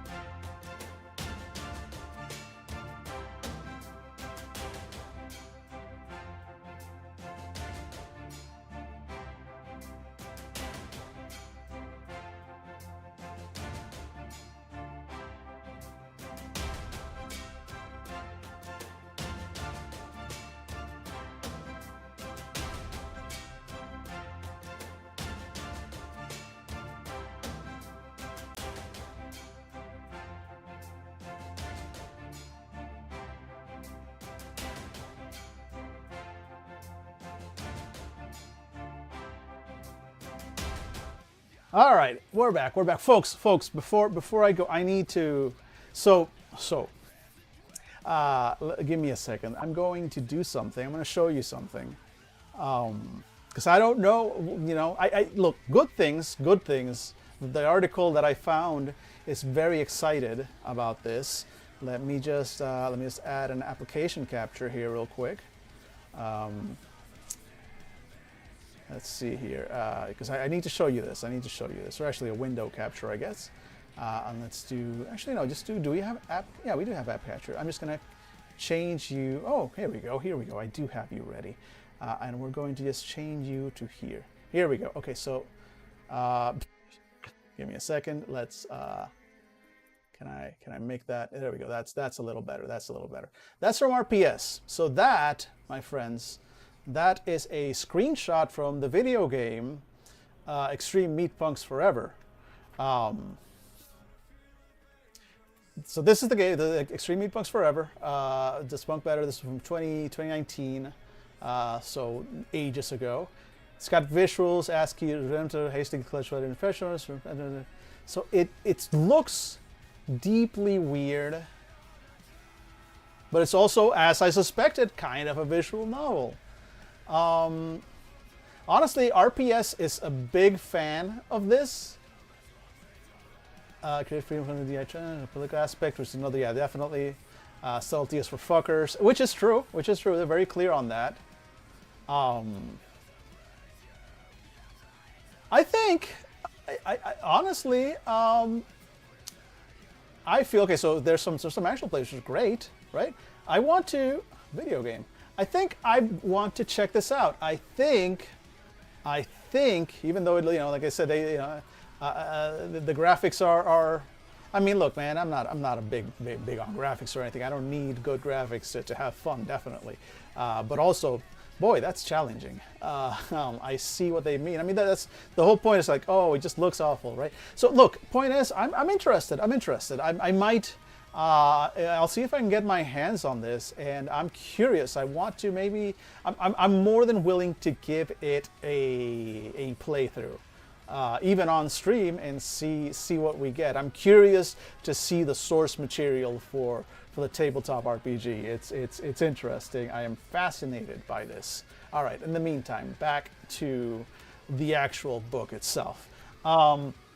All right. So with the whole get thrashed, right? So you get thrashed. You either keep going or you go down. Cool stuff. If you opt to pass out and someone in your gang does not survive the battle, assume you wake up later at your enemy's mercy. They just kill you here. Hey, listen, you need to know the consequences before you start mixing things up. If you have to fight through it, there are physical statuses you as a pilot are taking, and nothing can prevent this. The damage of the meat flesh pushing through to you, like firing a machine gun at a storm front until you chop off the people inside. Yada, yada, yada, yada. Anyway, cool explanation. I get it. Finish them. This is how you end a fight. When you launch an over-the-top finishing move at an enemy mech or a similarly powerful non-mech enemy, roll plus brawl. On a hit, you kill them. Fuck yeah! Reset brawl to 0. Continue to fight if there's any other enemies left. 12 plus, you also pivot straight into another attack and land a hit on another enemy. 7-9, your move leaves you open to an attack by another enemy if there are any. Well, the enemy you just killed gets in one last hit at you. Take a hit, which is where you would, if you have the hits here to prevent a hit. This is why calling it a hit when the game mechanic is also measured in hits, kind of, that's you should have called it something else, but whatever. Fine. Not going to harp on that, but but cool. But also, I thought this was about ending the fight. No, it is about taking out individual enemies, individual mech enemies, not individual non-mech enemies. Just like you spend a hit and they're out. You smash and they are smashed and they're done. Mechs you need to brawl and finish, right? But it is per mech. So if you're fighting multiple other meat mechs, then you're gonna have to finish them multiple times, which means you gotta. And brawl has just reset, so you have to get brawl back up to 3. And also, yeah, the fact that it doesn't so interesting, cool, because the hits all stack onto brawl, and brawl is shared by the group. So let's say you're fighting 2 enemy meat mechs, right? Let's get some visual aids here. Let's get some little visual aids here. And this is all right. Here we go. So these are the two mechs, enemy mechs. They are here presented by these little containers that I have that have little Puerto Rican frog cookies because, you know, of cookie. So we have these two little cookies, right? And they're coming to kill you. They're angry, giant meat cookies that are coming to kill you. And this is you and your, well, no, actually no, this is metal. It shouldn't be metal. Let's get something a little bit more meaty here. You know what? I don't have anything. Hi, cat. I see you over there on the bed. I don't have anything meaty. So instead, we're going to go with something kind of gay. And I'm going to put my super shiny, colorful, special shiny D20. I'm just going to lay it down on a nat 20 there. So it'll give us the, there we go. So we're in the spirit of it. We're gay. So anyway, now we're going to finish them. So, and also you have friends. You have your, here we go. This is red like meat. So you and your friend, there we go. Let's go ahead and roll that and get that. There we go. So there we go. Nice. You're fighting these two enemy meat mechs, right? And so you roll and boom, hit. You land hits on this one. You are now at brawl +1. They roll to hit you. They miss. You remain at brawl +1. This guy attacks this other mech. Boom, hits. Now you're at brawl +2. Cool. Now, next round starts. You know, they hit you back. Maybe you take, brawl goes back and forth a few times, but finally you get to, and it doesn't really matter who got hit more times. This could have been both of you, damn on this one, so you get the 3 hits. It doesn't really matter that much. Point is, you get the 3, you get enough to put your brawl up to +3. Now, this guy who's here can turn, and this guy, let's say that's exactly what happened, right? Both of you were just wailing on this one meat mech, and you've gotten your hits in. Your brawl as a group is now up to +3, and you're like, finish them. But you can, system is written, basically go on bam, and then turn around and roll that finish them on this fucker and just take him out in one hit, and then turn around because now your brawl is 0 again, and go like bam, and now we got to keep going. Like just keep beating on this one fucker in particular. Is that realistic? Maybe not. Is it kind of funny? Yes. It's I can see that. Where's the charging case? Here we go. I can see that being absolutely, hey, the Cookie mech, exactly, afraid. See, there you go. I knew I was going to get somebody recognizing the Cookie. Work got busy. We ended up thinking of the game. Well, we're still here, but we are impressed. We have, in fact, given the game a couple of wows with the combat. We are surprised at how much we kind of dig the combat, or at least I am. Sorry, I'm just trying to put my dice. So the one downside of these super fancy pixel dice, there we go. They have to be charging at the 20 in order for them to charge properly, and so it always takes me a moment to put them away. Anyway.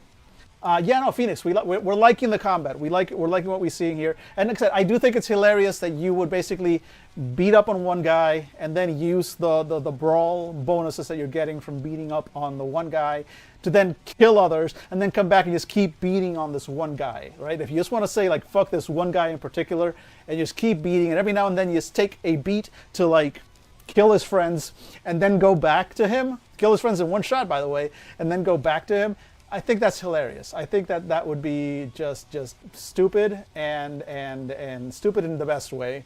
So I'm down. I'm down for how this works. Even though technically, system-wise, maybe not, but vibes-wise, I'm down. Bash to fash, here we fucking go. Fight does sound kind of anime depending on how many enemies are. Yeah, exactly. Like, if you're going to give me kind of anime vibes in my fighting, I'm always down for some anime vibes in my fighting. That is how I like, even in D&D, I like to describe it in my moves and everything in those senses. D&D unfortunately lends itself so much to just like roll, hit, number of damage number, move on. Like and sometimes when playing D&D you kind of fall into that, and it happens to me too. I tried during the weekend games I was in to like describe my actions and my attack rolls and stuff a little bit more, but I know I missed it in a couple of times. But that's what I like. I like cinematic combat. I like kind of anime style combat, right? Nods and stunting from Exalted. That one, look, hey guys, guys, what if the next game that I yell at incoherently is Exalted Essence, right? This is the kind of simplified version of Exalted. I'm curious to see what they did, if it in fact it is something you can just pick up and run quickly, in comparison to original Exalted, right? I'm curious. This one just came out too, like a couple of months ago. I think is when the Kickstarter like finally delivered on the. I mean, the Kickstarter finished a while ago, but delivered on the hardcovers just a couple of months ago. So I that might be a good choice for something to move on to after this one. If you got 700, no. The one that is like, I think, yes. Just looking at my shelves. The thickest with 2 C's game tabletop RPG book that I own right now, and I'm not saying it's the thickest of all of them, but oh boy, oh lord, Haunted West by Chris Spivey.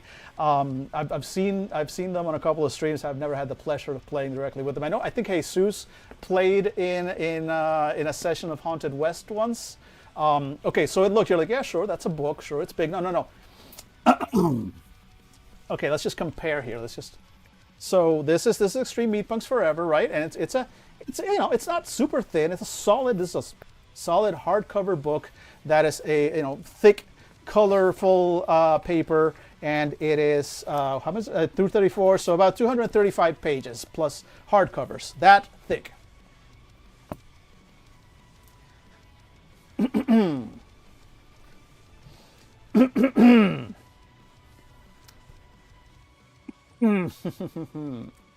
Okay. Damn boy, is she thick. I also, Felix, hey, welcome in, friend. Welcome into chat. Exalted the 3rd edition won awards for binding. It's true. It did. The regular edition, like the new Exalted Essence, is much thinner. It's still thicker. It's too close to the camera because Haunted West is too thick.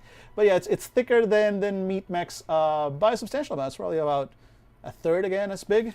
But it's, goddamn, it's now no Haunted West. That's one that I would love to.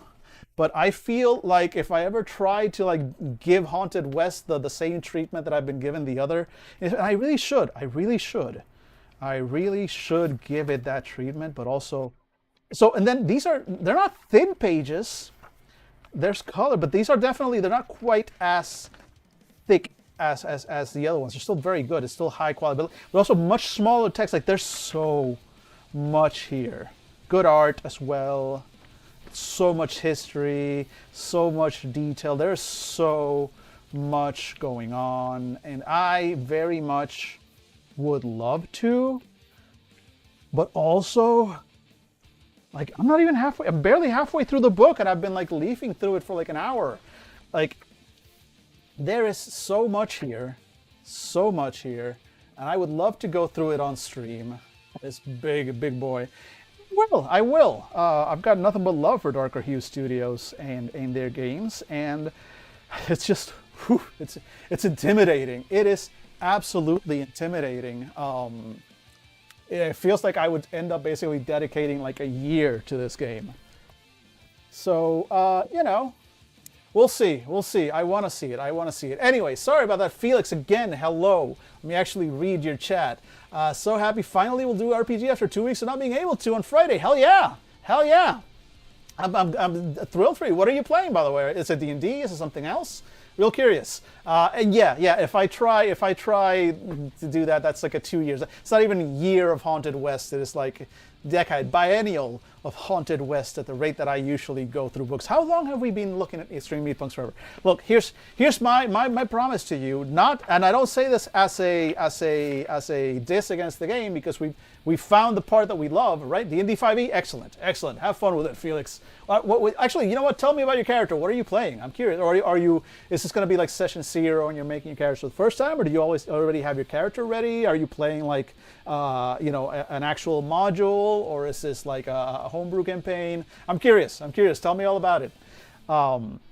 But yeah, we like this. But anyway, point is, today will be the last day we're talking about Extreme Meatpunks Forever. Either way, I mean, we might check out the video game on another day, but today will be the final day we're checking out Meatpunks. But what I do want to do, though, what I will do, and I'll do that probably on my own time, is I actually will read more about this, like the history and the setting and stuff. I will get the game and take a look at it. And I think what I can do is, based on everything I'm seeing here, I think I can put together a little sort of like, these are the things I want to talk about for this setting. And then while we play the video game, and we kind of see where it goes, I can also bring up, oh yeah, I saw this during in the tabletop RPG. That sounds like it could be an interesting time. It could be a good time. So if y'all think that would be a good idea, I'm down for it. Let me know. But otherwise, today will be the last day that I'm like directly just spending just on this game. So that said, we've got, what time is it? We've got like another hour for today's stream. So if you have any specific questions about the game, right? If you'd like me to look something up, you're like, actually, can you show me X or Y or something? I'll try and look it up, because today is your chance. Tomorrow, you know what? I think I am going to go with Exalted tomorrow, because I actually have been meaning to look at that book for a long while. And I haven't, and I think these streams are an excellent excuse for me to learn new games. So I think that's what we might do tomorrow. Rogue level 3, you died, but your character got revived by Merkel and made a pact with him. So your character is a Merkel cleric, quote unquote. You had to sacrifice your strength, wisdom, and one of your eyes, but you will gain some powers by leveling up and leasing. Nice. That's okay. That's kind of cool. I dig it. She's kind of like a Merkel cleric. I could see that also working as an excuse for basically like a warlock. Like instead of being a cleric of Merkel, you're kind of like a warlock of Merkel. I could see you like dual classing or multi-classing into that at some point with that kind of background. Pleasing Merkel. I get it. I've at least played Exalted Essence based on the manuscripts. That was a bit of a dark game now that I think about it.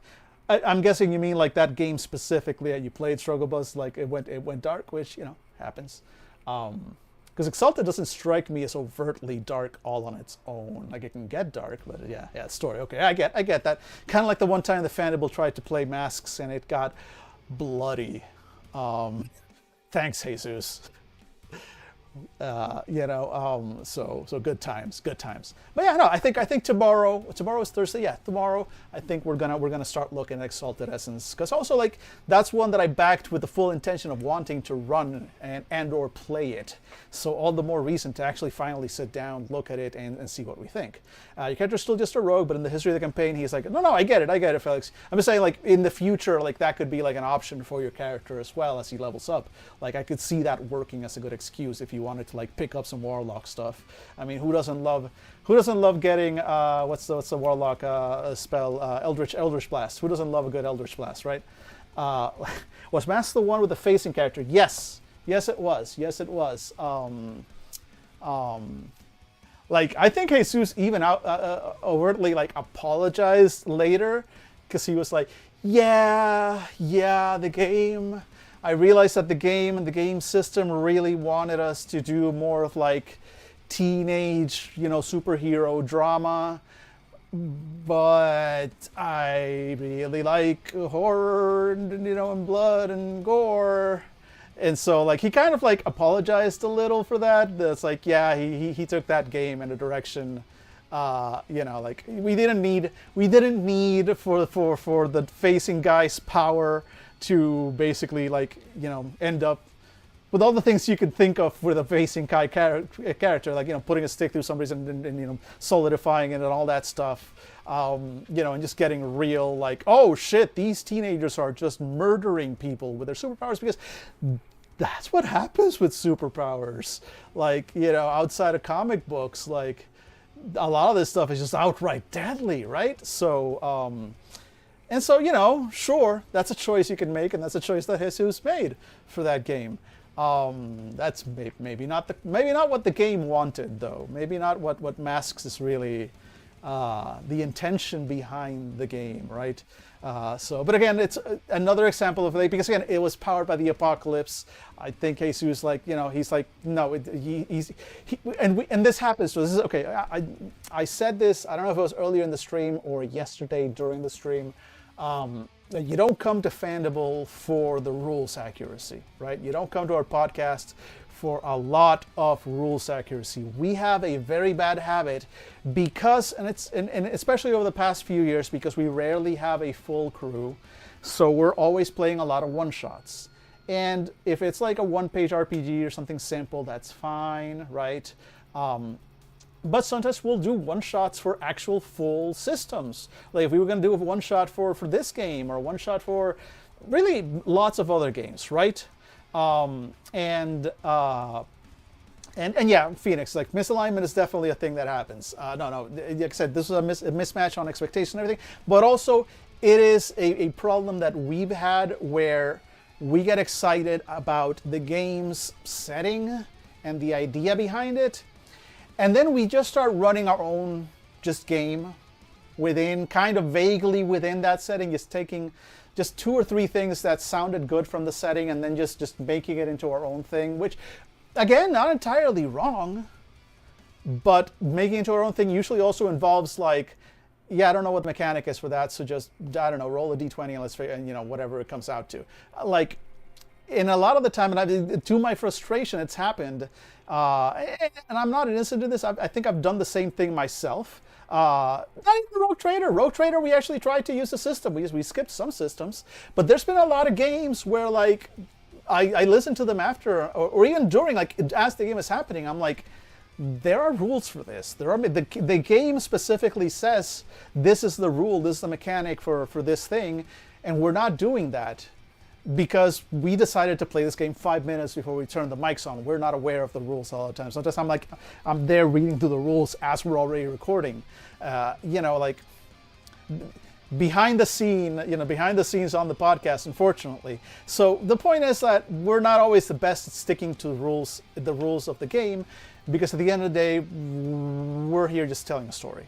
We're just here to make funny voices at you and be entertaining. We are not a game where, a group where we are super sticklers for the game rules, and so yeah, for good or ill, right? For good or ill, whether you love it or hate it, it is what we are. Like for more longer running games, yeah, we do try to get better at the rules, definitely. For the one shots, we're very bad at that, and I for one am trying to be better at that, because I kind of feel bad, especially. And here's how I explained it, and why it bothers me that we do that sometimes. Although I get it, especially if we all have busy lives and everything. So sometimes we just don't have time, right? Which is why we end up leaning on the one-page RPGs. But here's the thing. Let's say I wrote a little indie RPG, right? And then I spent some time with it, and I made these rules, and just like I have been doing, right? And these rules mean something. At least the way I create my games, the rules have a point, and they are created in a specific way, because I want them to reflect a certain thing about the game, right? Like I want there to be this process for these actions within this game. Sorry, because because that's what I want. That's the mechanic. The mechanic is that way for a purpose. And if I wrote that game and I made those mechanics, and then I hear, oh hey, an actual play is playing my game. That's fucking dope. Let me go listen to it. And when I listen to it, it's 3 jackasses laughing and making like fart jokes while in a parody of my game, while completely ignoring half the rules, if not more, that I've written. I'm gonna be upset, right? I'm going to be, who the fuck are these jackholes, right? No. For the Strange, to be fair, the Strange, first of all, we kind of, we're not that bad with that system, because that's just basic Cypher. We're not the worst at Cypher. We're not the best at Cypher. The best at Cypher is Explorers Wanted. But we're okay with Cypher. That's just a weird game. It's called The Strange. You know? But for the most part, we're okay. But, you know, that's the thing. Like, hands on head sometimes makes microphone pickups. Oh, sorry. Yeah, it's because my microphone is here. So, yeah, so I'll not do that. Yeah, my bad. I just needed to stretch for a moment. But anyway, point is, yeah, I want us to get better about actually following the rules, especially when it's like a little indie game. Like, actually, if we play D&D, I wouldn't give a shit. If we play D&D, I don't care. Break all the rules. Never roll initiative. How do you do this? I don't care. I don't care. Roll a d6. Why? Fuck it. Let's go. Like, D&D, break it. Destroy all the rules. Because it's look, I don't care. I can't hurt Hasbro. My breaking D&D and not using the rules of D&D in something is fine. Hasbro, nobody at Hasbro is going to cry because I didn't use a specific feat or I changed the definition of something. For indie games, we're all just little guys, you know. We're all just these little guys, these little people, these little folks, putting out a little games out to the world, and you know, like, it would hurt my feelings. I just put myself in their shoes, and it would hurt my feelings. If, like, you know, I don't let Fandible run. Well, okay, no, they do actually occasionally run Three Goblins. I try to make sure I'm not included. Okay, I know what Fandible will do to my precious little shitty game, and I refuse to be any part of it. And so anyway, rant aside. Hey, reminder to chat. Thank you, Struggle Bus, for putting that in there. And Felix, let me. All right, my subclass is Soul Knife. Forgot to say it was close. Soul Knife. I'm not familiar with that class. I'll look it up. I'm not familiar with that subclass. I'm not a big rogue player, so I'm not super familiar with all the rogue subclasses. I'm usually more of a sorcerer player, and even within that, I just play my little bird boy. I just play a little divine soul sorcerer Kenku. Given half a chance, that's just how I default. Hey, folks. We're about to have to go back to ads for not the last ad break, actually, it's only 4 p.m. For the second to last ad break of the day. I have not moved pages. This past half hour was just ranting. I mean, we actually literally had other games the past half hour. We've done nothing. We've got 1 hour left, folks. We've got 1 hour left. So when we come back from the ads, let's see how far. Let's refocus and wrap up on Extreme Meatpunks Forever. Right back after these messages.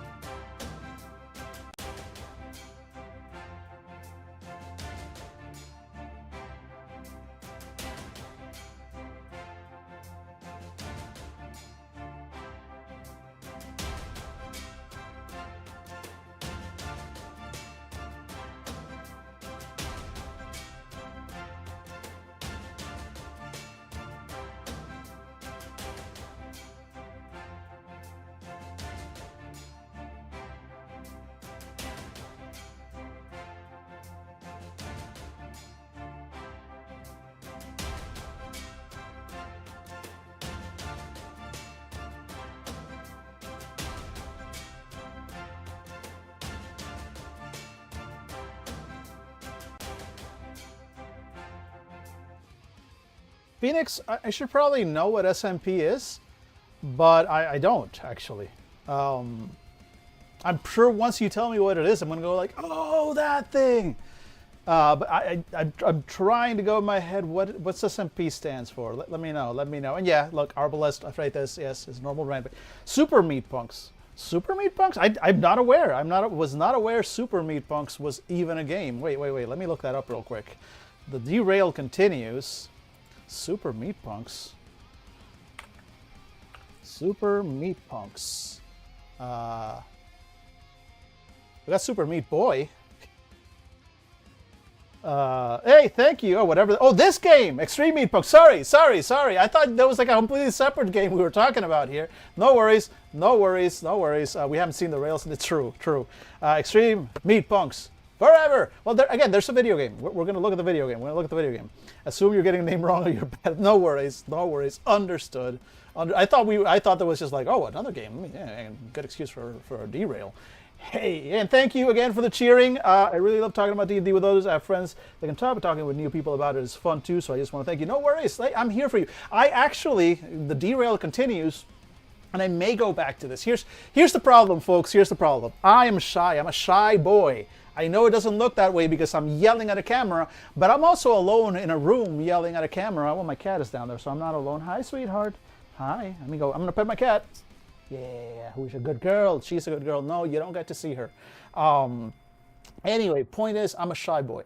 So I actually had a little side podcast along with Fandible a little while ago called, fucking like 8 years ago.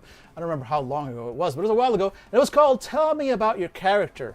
And I would actually do one-on-one interviews with other tabletop RPG and actual play, creators and actual players and tabletop RPG creators and just tabletop RPG industry people. And I would ask them, hey, tell me about your character. Tell me about either the last character you played or the character that you have had the most fun with, the character that you have the most memories with. Tell me about them. Tell me about their story. Tell me about the game. Tell me what makes you remember them, what fills you with joy, or makes you cry, the emotions, everything. Tell me about your character. And it's a really fun series. I had some great little episodes and everything, and I did enjoy it. But here's where we go back to what I said before about me being a shy little boy, right? The problem with that is that you need to, get guests and reach out to people and say hi to people. And I for one exist in a superposition in which I assume everybody at all times by default hates me and does not want to hear from me. It's called mental illness. But it's true. That is the quantum superposition in which I exist, in a constant assumption that I am in no way, shape, or form wanted, and then contact from me is not desired. Is this correct? The world says maybe. My brain and heart definitely say 100% yes, hide in your cave. I'm trying to work through that, okay? This shit ain't easy, brain broken bad, but point is that when you want to do an interview series podcast, you kind of need to be able to reach out to people, right? And make those connections so you can invite them to the show. And the mere thought of it, the mere thought of sending an unsolicited DM, even to somebody who I have had repeated conversations with online, fills me with a level of dread the likes of which H.P. Lovecraft fucking wishes, okay? So hence, I have told people, like, hey, all I need is a fucking agent. Get me guests, and I will talk to anybody. Look at me, I'm friendly. I'll talk to people. Once I actually start talking to people, I'm great. But boy, oh boy, making that contact though. And it's a shame because I would love to pick up that podcast again. I think it could be kind of fun. Anyway, I see chats popping off. Let me take a quick look at this. Let's see here. Felix, you're shy too. You're afraid you bother. No, exactly. Like it's a vibe. It's a vibe. I get it. And the thing is, on an actual like knowledge, like non-emotional level, I know it's a lie. Right? I know people are good. I know people are generally excited. I put myself in their place and I go like, oh yeah, if this person reached out to me and went like, hey buddy, I have a podcast and I'd love to interview you for it, I'd be over the fucking moon. I'd be like, fuck yeah, when, where, how, yes, let's do this. Let's fuck, I got mics, let's go. Right? That's how I would react. But for some reason, the idea that other people would react even in half as eagerly as that to me with that exact same question is impossible. Like, no, not you, buddy, not you. Oh, no, because you suck. Like, boy, brain's bad. You are not shy. Bother you, Phoenix? Thank you. I appreciate it. I know. And honestly, yeah. Like, if you can put me in touch with people, if you know people that would love to like be interviewed in something like a Tell Me About Your Character, yeah, let's put me in touch. It's just I have such a hard time, and it is. I understand this is not a logical thing. It's not like it because it's not. It's you know. And hey, unemployment and lack of health plan means meds for that. Not an option right now. So fun. So yeah, no, Phoenix, seriously, like for real, like you have my contact. Ping me if you have people like that you think would like. We'll figure it out. We'll figure something out. I do have the time. Let's see, Struggle Buzz Dan, you are shy. I'll gladly tell you about some characters. Do not believe the anxiety part. No, I get it. Struggle Buzz, I appreciate that. Love. But also, like, yeah, man, anxiety is what it is. Anxiety is stupid. I fucking hate anxiety, but also, it is real. Like, the things that cause the anxiety are not, and I understand that they are not. It is also, think of it like this. Like, I mean, I'm sure you understand. Like, I'm talking to the choir here. I'm sure every single person in this chat has experienced some level of anxiety, if not clinical. But I'm preaching to the choir. But in the sense of how difficult it is like I also have a fear of heights, like a straight up like clinical. I do not. I freak out. And here's the thing. It's not, I know 100% it's not a logical fear because I know what will trigger. If I could go to the Grand Canyon, and if there is a barrier between me and the void that is at least this thick, so like, what is that, 3 inches thick, about that thick, sturdy, and to my chest, like here, you could place the void of space itself on the other side of that barrier. I am fine, 100% A-okay. If that barrier goes down even a single inch, my brain immediately flips that switch. I am going to dive into that. That is all that is going through my head. You are going to fall. It's going to suck you in. You're going to trip. You're going to do something stupid. You're going to lose sight of where you are, and you're going to go down into the void. And that's all that goes through my head. It's fucked up because it's like that 1 inch, that one thing, it makes the entire difference. My brain's like total safety to absolute pants shitting terror. Makes no sense, and yet. So, like, yeah, y'all get it. And PB, exactly, talking to people, horror, fear, and doubt. And yet at the same time, once I am talking to people, I'm fine. I love it. Yeah, you know what? Let's have fun. I loved doing the interviews. I just cannot, for the life of me, bring myself to send a cold email or a cold DM. To somebody.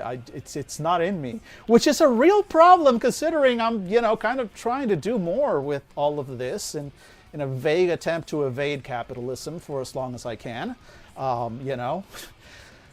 Anyway, how much time of this? That was like 10 minutes. Hey folks, are we going to finish this game today? I think, look, I'm going to try. Help! I'm dying. Help! Hospital, please. My children, they're hungry. Once you reach the new monastery, you're dying, stress in your body. Okay, so we saw that. You remain lucid enough. Okay, so in 10 plus, you can do one final strong impulse. That's kind of cool. Although expect some tricky backhanded shit from the GM about how the mech tries to achieve it, because that's just how feral mechs do. You can try to extract yourself, making a separate get shit done roll, and you get out of the mech. Or you can get stuck in a feral mech. On a miss, die, baby. Describe your tragic end. Make them sob. you know how I feel about like the dice determining whether my character lives or dies 100%. But whatever. This is fine. No major issues with the help am dying move. I do like that there is possibility that you can get shit done. You can still do one final attack. You might get stuck in a feral mech, which sounds like a good time. Who doesn't want to get stuck in a feral mech at some point in their tabletop RPG career? I know I for one.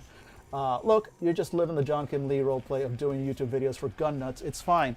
I mean, not a gun nut, but yes, yes, a nut. But also, yeah, like, look, I'm trying, man. I'm trying. But also, I don't have John Kim Lee's insane gun kata skills, so I can't go out and make extra money by taking, Shadowrun jobs from my fixer, unfortunately. Although apparently Phoenix has just offered to be my fixer, so I'll take you up on that. We'll see how that goes. Anyway, sinew and going feral. Okay, so I'm curious what happens when you go feral. If your sinew is -3 at any point during play, your connection with your mech has suffered so severely that you as a pilot black out and unable to further control it, and the mech instead acts impulsively based on the unconscious pilot's last thoughts. Interesting. Wow, gun kata mesh. Fuck yeah. Fuck yeah. If I have one complaint about the tabletop RPG, about the state of the tabletop RPG industry in 2024, hear me, tabletop RPG industry professionals. I know you're all watching. I feel like it is the year of our Lord. The plague year of 2024 is here. And there are very few, if any, games that have a cool gun kata implementation, and it's all I want. It's all I want. I want gun kata. I want some kind of cool, systematic gun kata. No, not that gunslinger. Tell you that much right now. Where are you? Where is that book? Here we go. First of all, just gonna bring it up because I do have it here. Penumbra City. Hell of a game. Go look at my earlier videos. Fun game. We love it. We do love almost everything except where are you? Open to the page. There you are. Fuck this guy. Fuck everything about this character class in this game in specific. Such a fucking disappointment, which is a shame because the rest of the game, brilliant. Absolutely brilliant. No. So no, bad. I need to make that animation. I was going to make it this morning, but I had to take care of some stuff. The stuff being that my cat was so cuddly on my lap. She was so cuddly and warm and soft. And so I didn't get anything done this morning. But anyway, point is, yeah, that page is totally creased open by my rage. My rage at how bad that character class is on an otherwise fucking excellent game. Anyway, what happens when your mech goes feral? It rants on Twitch for 3 hours and gets through maybe 5 pages of an indie tabletop RPG. That's what going feral means.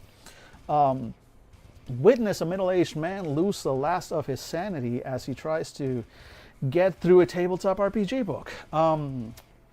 All right, so basically your mech goes feral, particularly strong thoughts and memories hanging out in the back of the pilot's mind may seep in as well. Imagine a feral mech with only confusing, dissonant thoughts doing its best to act on them, creating much chaos in its path because just none of this makes any sense. When this happens, there's no accounting for what the mech may do. It's in the GM's hands, and by design of the game, they should have that mech act as hard and as direct on the pilot's last impulses and thoughts as they can.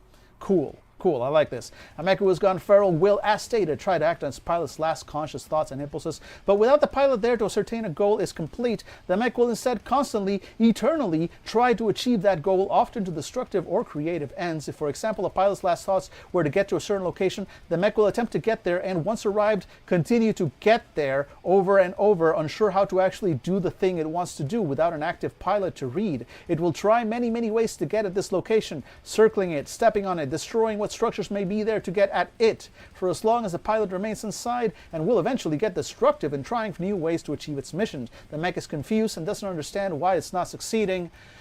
Same, mech. Same. Maybe the real meat mechs are the friends we made along the way. I think that honestly is the lesson of Extreme Meatpunks Forever, what it's trying to teach us. I dig this. Cool, whatever happens once you make the move, help, I am dying. This is cool. This is cool. I like this. I like this. We've got the whole Evangelion feel. Your mech goes wild, loses control, is feral. Battling feral mechs. Taking down a feral mech means getting into battle with it like any other mech, or coming up with a suitable creative solution. It will continue to attempt its mission and will try to remove whatever gets in its way, including old friends. Extracting a pilot from a feral mech is a get shit done move, and it's very dangerous. The GM should stress that and then go as hard as they like with the results, but remember not to cheat the players out of their successes. You need only get them out in no particular condition, as they're likely dead anyway. Switching to a new mech. Interesting. I wasn't sure if they were going to address that. Let's see. I've read this. You need a rule for Extreme Meatpunks for a player gaining control of another player's meat mech, like dual drifting or GTA style ripping the driver out, cause reasons. I do like that. So there is a switching to a new mech thing. So basically, if for some reason you must leave one for the metal, you go to Sinew 0, you retain all the abilities you had for your old mech. They just manifest in different ways, and they may not all manifest at the same time. Basically, your Sinew score will change, will grow as your connection to your mech goes, and that's it. After that, it's just enemies and stuff. So, or wait, no. Enemies. Each enemy group of enemies has 2 sets of moves, their starting moves and their hit moves, the start of a brawl. Okay, so we'll see the moves. Each enemy has their own distinct moves. Yeah, that's kind of standard. That's fine. So this is where just meat mechs end. Solid. I did not see an ability for that specifically, at least not within the powers, or did we? Let me see. That would have been probably like if we have something like that, maybe a nerve thing. Let's see. Physical status, roll plus nerve, lower an ally's nerve to increase your own. So you can kind of, yeah, gaining control of another player's meat mech, kind of like this. Like you can lower an ally's nerve to increase your own. So you can basically connect to another mech and take some of their stats in your own. So there's something like that. There is also, let's see, I thought there was one more that kind of let you do something like that. Nah, I think that's the closest one. But it does make sense that you should be able to do that. Like that's, you know, you can customize it. You can, I would definitely let that be a custom move of some kind for a mech, definitely. Okay, cool. Again, overall, after all the hiccups of the rest of the game and the playbooks and everything, like yes, the Beat Machine Part 4, absolutely solid. I really overall like this, despite some very minor stumbles. Nothing that can't be fixed in post, if you will. I really like the mechs. I really like the meat mech part of this. So that's solid. Then the rest of this, let's see, the fuck is a meat mech. Up to this point, we've been showing you the skin of Meat World, the ways players interact with it, the way GMs can respond, the broad overview of the land. In these coming chapters, we're going to be giving you a much deeper look at the way the world works. We'll flex the skin, dig through the organs, and give you a glimpse of the bleeding heart of the world itself. Here lie the secrets of the garden. They all start with the mech. As an aside, I'd like to make a quick apology. Meat World refers to both the planet Meat World, the continent Meat World, and the country, the United Territories of Meat World. I made the mistake of never differentiating them, and now it's several years too late to fix it. If the distinction is important, I would clarify the planet, the continent, or the country. My sincerest apologies for this. The next time I make a year-spanning world-building project, I won't do that again. Fair. I get that, author. I too have problems with naming things. Understandable. Okay, so now this is just setting. I'm not gonna read all of it here on stream because A, we don't have enough time, and B, no. I'm going to read this on my own. I want to get the vibes. I want to try out the video game because I'm curious about the world, and I think it'll be good. Yeah, I think it'll be fun for me to read this, get the vibes here, and then with all of this background in mind. The Rise and Fall of Gods, the Meat World Atlas, history of Meat World. Here's a plan, here's a map. We love ourselves some maps. But I think then I could maybe play the game on stream, you know, give it a shot, right? And as we're playing, I can offer commentary because I will have read this background. I think that would be a halfway decent approach. So let's kind of wrap up before the next. We got ads in about 7 more minutes, so let's spend those 7 more minutes kind of just leafing through, see if anything that we look at catches our eye, and we really want to kind of dive a little deeper into it before we say a not a goodbye, but a temporary farewell to the Meatpunks in their extremity. Let's see, Fleshlands, where the hills wave hello. I do love the art. I do love the designs. I do love these postcards are adorable. Like, look, in terms of visual design, and honestly, from what I'm seeing here and stuff, like the vibes, the world building, all this stuff looks pretty solid. Like I love this art. I love these locations. Bloodfuck Glacier. Like, who doesn't want to go to Bloodfuck Glacier? Like, this is brilliant. All this stuff is so great. It's such a shame that there's a sort of that mismatch in the system. And I now that I've seen the game, right now at least we've seen the screens for the game, I feel like I understand what they were trying to go for here with those settings, with those playbooks. In fact, I have to wonder if the playbook styles are actually based on characters. Hey, welcome in Chawaruko Gameplays. Chawaruko? I'm gonna just say Chawaruko. I thought Gonkata was part martial art, part GCQ for dual wheelers as a last resort. I mean, I suspect it is. You're not wrong. But also, I just want it in a tabletop RPG. I want like a specific like gun kata. I want to be able to do like in game that whole like, you know, it's basically close range gunfighting. I think it would be cool. It's my argument for more gun kata because I think it would be cool. And I would like my character to do the cool thing. That is entirely from start to end my entire. Welcome to my TED Talk. Let me convince you of why you should have gun kata in your game. The entirety of my argument is because I think gun kata is cool, and I would like my character to do it. That is it. It lives in my heart. It comes out. All right, let's see. Tornado Valley, Meat World's Heartland. Nice. See, so we're going to win the city. Angel City, Cali, full of natural beauty. Neat. Ruby City, the Pacific Northeast. Wish you were here. Wish you were here, and I weren't. That's 2025 for us. Look at this, such a peaceful little meat mech just down by the river, Blood River. How lovely. Vancouver. Just Vancouver.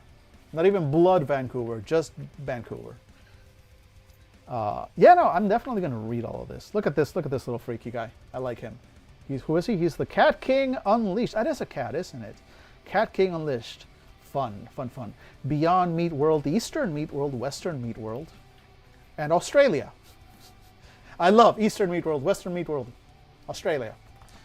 So I'm guessing Australia is, no, it's the Meat World equivalent of Asia, eerily enough. This was a perfect chance to just say, Australia is exactly like it is in the real world. Just nothing changed. I think would have been, that, like, it would have been a silly joke, but I would have been, that's a silly joke I would have been in favor of, honestly. Nothing but love to Australia. Terrified of Australia. The Godlight. The Blood Station. Extra dimensional convenience store in a pocket dimension. Remember, the most powerful being in the multiverse. Her name's Emily. Cool. I'm gonna have to. No. Let's pause. I did say that we would dive in if we found something that caught our eye. The Godlight and the Blood Station have just caught our eye. Spoiler warnings, I guess, for Meat World, for the world of a Meat World. I guess we're about to get a peek behind the proverbial veil. Let's see. So the Godlight.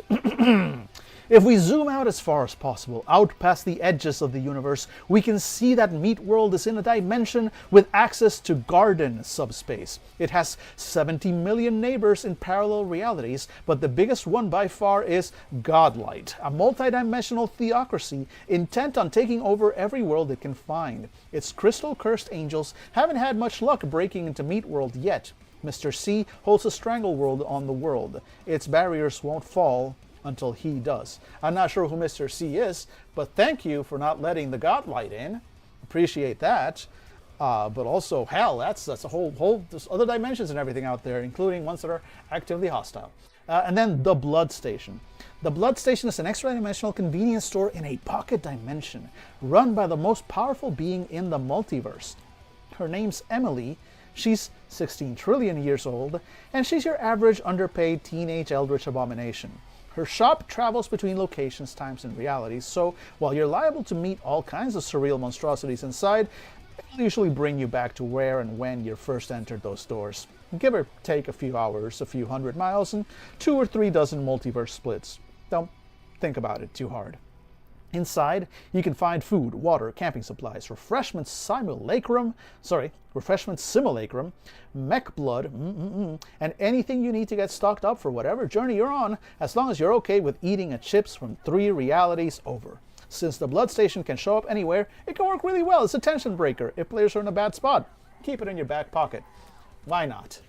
You know what? No. Actually, here. Let's tie this to some of the stuff we had before.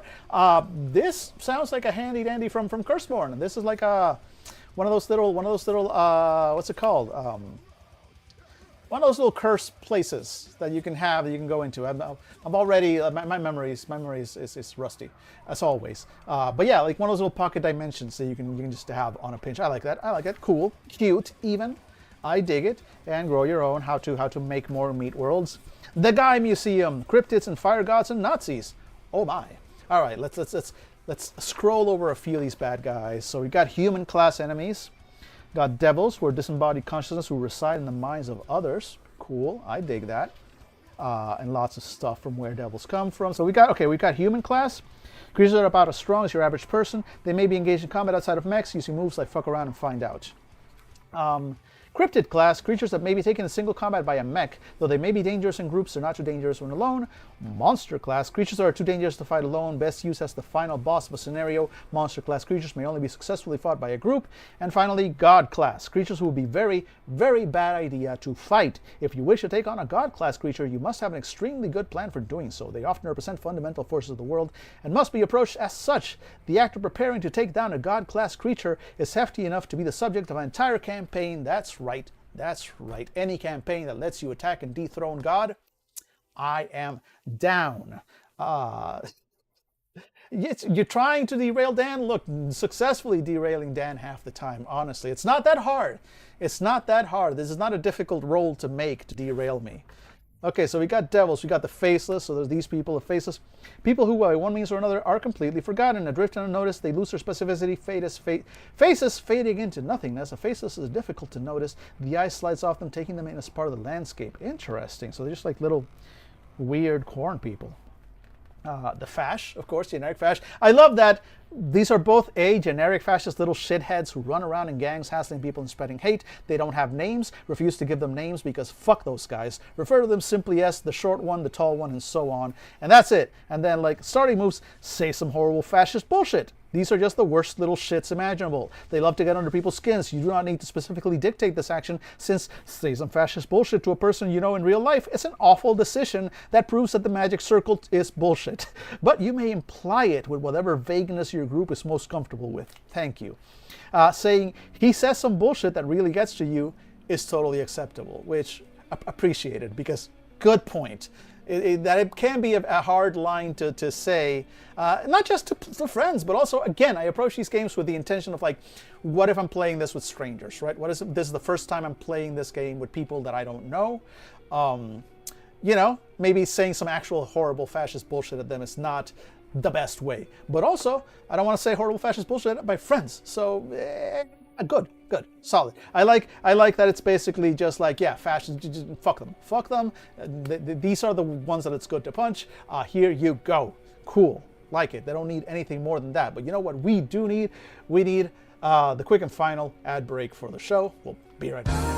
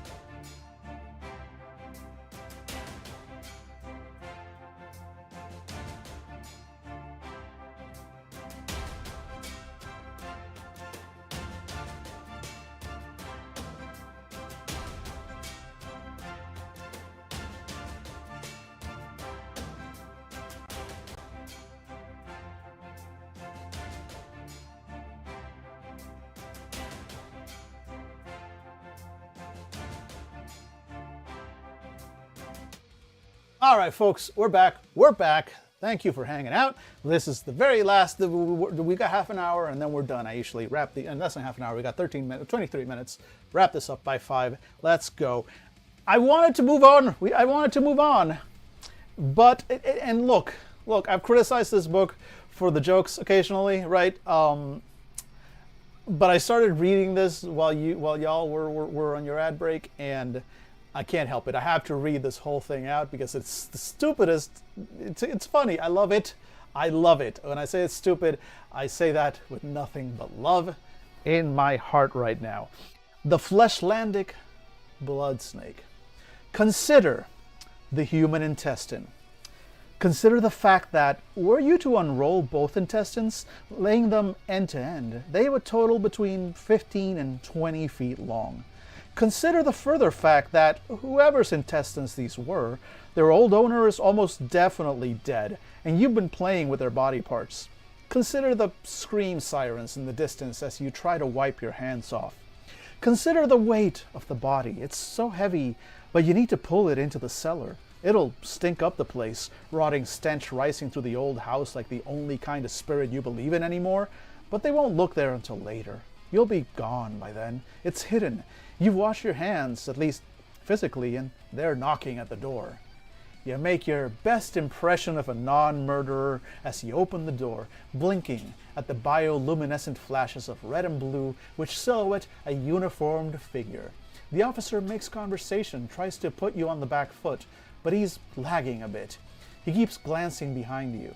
You ask him what's wrong. He asks a question in return. Why is there a human intestinal system laid out on your floor, end to end, with a tape measure next to it? Shit. Think fast. You put on a big grin, look him dead in the eye and say, Officer Reader, that's not a human intestine, that's the Fleshlandic blood snake, a long fleshy worm which slithers in the bile swamps and skin hills of the fleshlands. Hell of a way to get around to just... And the funny part is, this is why this is the stupidest, most hilarious thing, and I love it, because it's 3 paragraphs just to get to a joke name, because it's the Fleshlandic blood snake. But it also, this is not a presentation of the actual Fleshlandic blood snake. The Fleshlandic blood snake is an actual thing. It's an actual thing. It has moves and stuff. Like, it's an actual thing. Like, that's ridiculous. I love it. I love it. Stupid.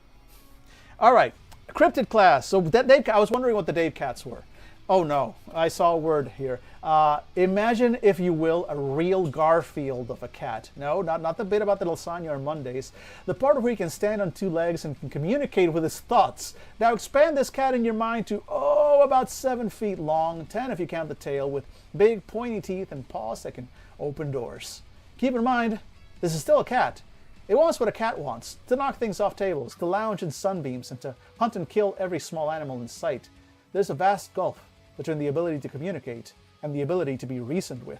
Its ability to psychically speak and understand language just means that it's a very eloquent 200-pound predator that's trying to get into your chicken coop. I love Dave Cats. I think that Dave Cats are the best thing. I think the Dave Cats have earned this game. It's like 4th or 5th. Wow. Incredible work. I take everything back. Best game I've ever seen. Solid plan. Feral mechs, cool. We've kind of already had explained what a feral mech is. Solid. Finger crabs. Look at that. Got it. You know, there's just something about the extra fingernail on the joint that just, that's upsetting. I find that several kinds of upsetting. But there they are. There they are, finger crabs. Let's see, we got fleshlings, which we saw earlier. We got this guy, and they roll into a little thing, and they have their little buddies here. Cool. I like the fleshlings. They're just little weirdos, just little weird guys. Green bears. The green bears are a rare form of floranic life native to the Pacific Northeast, one of the only species to completely bridge the gap between animal and plant by symbiosis so deep that both elements are functionally the same creature. A large ursine mammal with thick black bark for fur and a veritable cornucopia of grass, flowers, and fruits going off its back. I love that. Wish we had art for it, but I do dig that, and I can call upon the forest and whatnot. That's neat. That's neat. I like it. Lesser ghosts, cool, like ghosts. Meat shifter, so that's a character class, but also a person, also an enemy, potential enemy, solid. Men moth, okay, I like these. The art is super creepy. Look at those guys. Look at those guys. That is super creeps. The murder horses are also very creepy, and I like them. House rules for Weed Bear. Fuck yeah. Fuck yeah. Why is that not a move? Let me see. Separate two players, act with patience. Call upon the forest. It's some variation of Call upon the forest for the Weed Bear. So the men moth of Sath are one of the only creatures of the meat world to progress through time backwards. They start life as a corpse, then, via inverted entropy, decay into a living, breathing, winged biped. They then progress backwards in time, glowing red eyes to the past, remembering the future while lumbering through the present. Every man moth, the singular form of men moth, dies the same way by becoming smaller and smaller, eventually becoming trapped in an egg with which another man moth will unlay, at which point the now minuscule man moth is dissolved for nutrients. Weird, gross, love every second of it. They congregate around areas of industrial collapse before they happen. Falling bridges, roads dropped into sinkholes, buildings falling apart. If you know, you know. Love it, love it. Okay, let's move on from the men moths. Rat wolves and white horns. Cool, cool, cool. The white horn cows of the Hell Zone are, to put it bluntly, beefy boys, roughly the size of an elephant. Jesus Christ. And then monster class, land krakens, largest of all fleshlings. All right, so very big fleshling. Major ghosts. Interesting. Cool for your Halloween game. Small gods are, well, gods, but smaller. Cool. Cut off its belief, undo its creation. Neat. I like that there is clearly like a sort of magic and fairy tale. That's kind of funky, but I dig it. I want to, once I go back to actually reading it, I wonder how this whole gods thing works, because they do kind of mention the gods a couple of times. Let's see. Supervisors. Scary motherfuckers. They're what you get when you take your average middle manager, tear out their eyes, and fill their body with the power of the sun. They're often boring and docile, but they report directly to MF, the capital city of Meat World. Getting in trouble with the supervisors and just immediately dangerous. It can bring long-term unwanted attention onto the players. Supervisors all look different, and they all have their own goals. They share two primary qualities: position of power. They never let anyone see their eyes. Even though they're small and squishy, the sheer power of the sun affords supervisors makes them a mech-level threat. Interesting. Oh, they can channel the sun. Oh, so basically they just have like they're just people. They're just kind of squishy normal people, but they all have like the Cyclops eyes, basically. Cool. Interesting. And God class. Ah, Mr. C is capitalism. That's why. The problem was capitalism all along. So which did you see that we were like, oh, Mr. C? Wasn't the Finger Crabs, wasn't the Feral Mechs, wasn't the Dave Cats. Who did we see that mentioned Mr. C before? The Devils? I could have sworn we saw Mr. C mentioned before. Oh well, whatever. Anyway, okay. So Mr. C is just the force of capitalism, which, you know, I do like.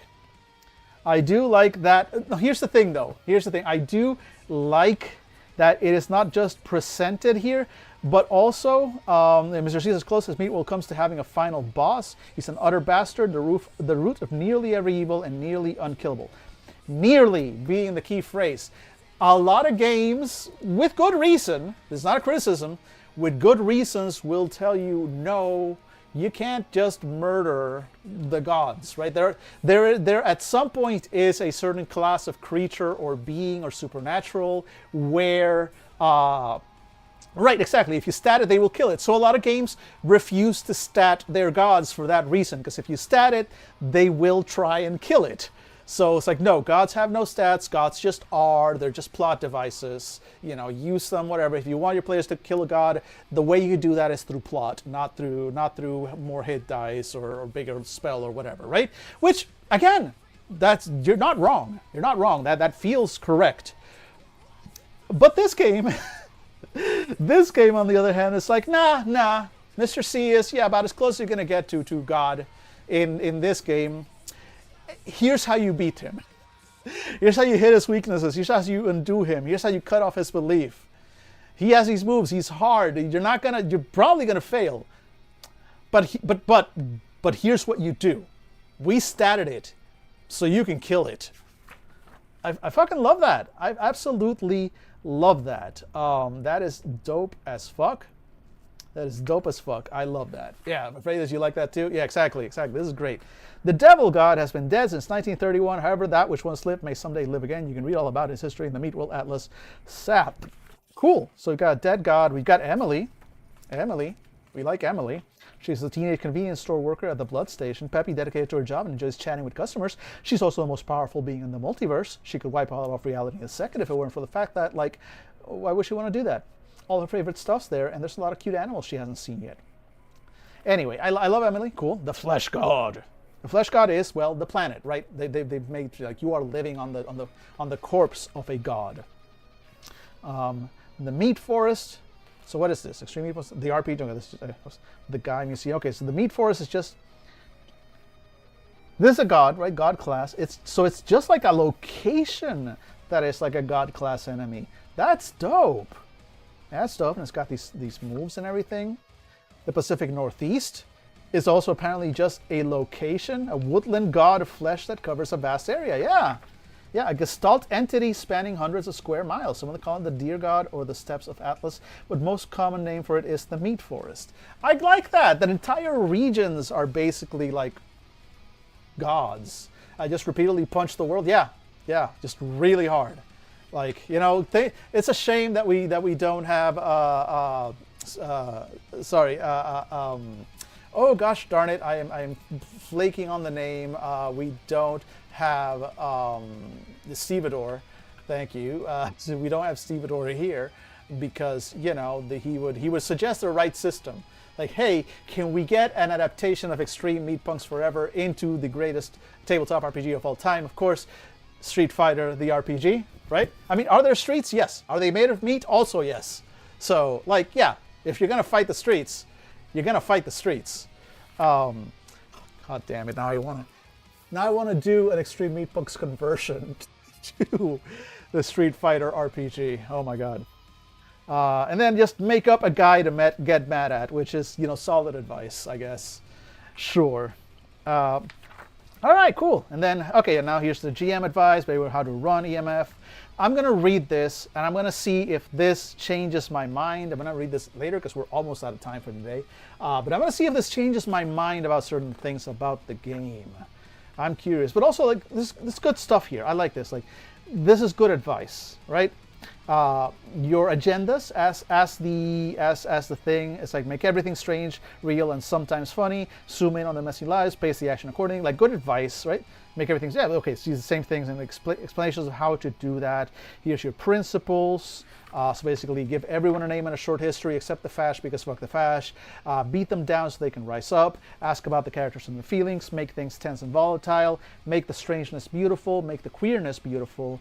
Imagine what might be coming. Give them room to breathe. Embrace the angst.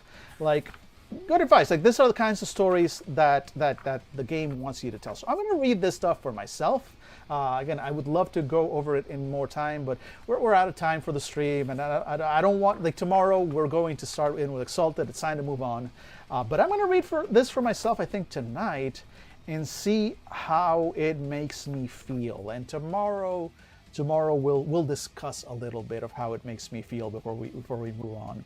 Because sometimes once you see what they want you to do and what the game is meant to do in the GM section, sometimes it gives you a whole new way of looking at the stuff. Like, oh, that never made sense before, but now it makes more sense. I still would have issues with that, right? Like, you can say, oh, then in that case it wasn't bad stuff, you just needed to get to this section, so it would make sense, which, yes, but at the same time, most players aren't going to look at this. Even GMs all the time skip the GM stuff because they just think, like, I know how to GM, I don't need this. So all they'll be exposed is that part there, and that part there has issues on its own. So if you need this to fix those issues, you've still got issues, right? So, and I don't think it does. But it does, at least, like I said, it'll help, maybe, hopefully, give us a better feel for what they were trying to do, perhaps with certain game decisions that happened. Although I think, again, this, okay, look at this guy. That's the weirdest fucking thing. I love it. I absolutely love it. But also that's fucked up. Yeah, I like all this stuff. You know, we want to have fun with this, man. We want to have fun with this. All right, cool. So those are your moves. Okay, custom moves, mech options, love letters. Okay, safety rules. So earlier I said that it did feel weird that the safety rules got included this far into the game, right? Like they weren't immediate up. But at the same time, a lot of games will just give you like a little paragraph or a link to the X-Card document or the Lines and Veils document. This game at least made a point of giving it its own section, giving you multiple options, ratings, quick 6 picks, fuck the fourth wall, resume pause forward system. Okay, so good stuff, frame by frame, some questions about it. Like, I do like that they did take the time. They have a specific, and that, in fact, in a weird sort of way, they actually made it fit into the game, right? Because like they're going like, hey, cheat codes. You know how the code you type IDKFA in Doom to get all the weapons, and then you have a real-time blasting of demons without having to worry about anything. So like they're making references that fit in with the game specifically. I like how this is done. It still feels like maybe, I don't know, like maybe it could have been included earlier in the game. I usually like safety tools to be presented earlier in, but that's a minor quibble, really. And then we've got how to adventures, your first session, your story, things to highlight, content warnings, got some campaigns on how to plan them, and then we've got some actual, and we've got some sample adventures. These are cool. This is cool. All right.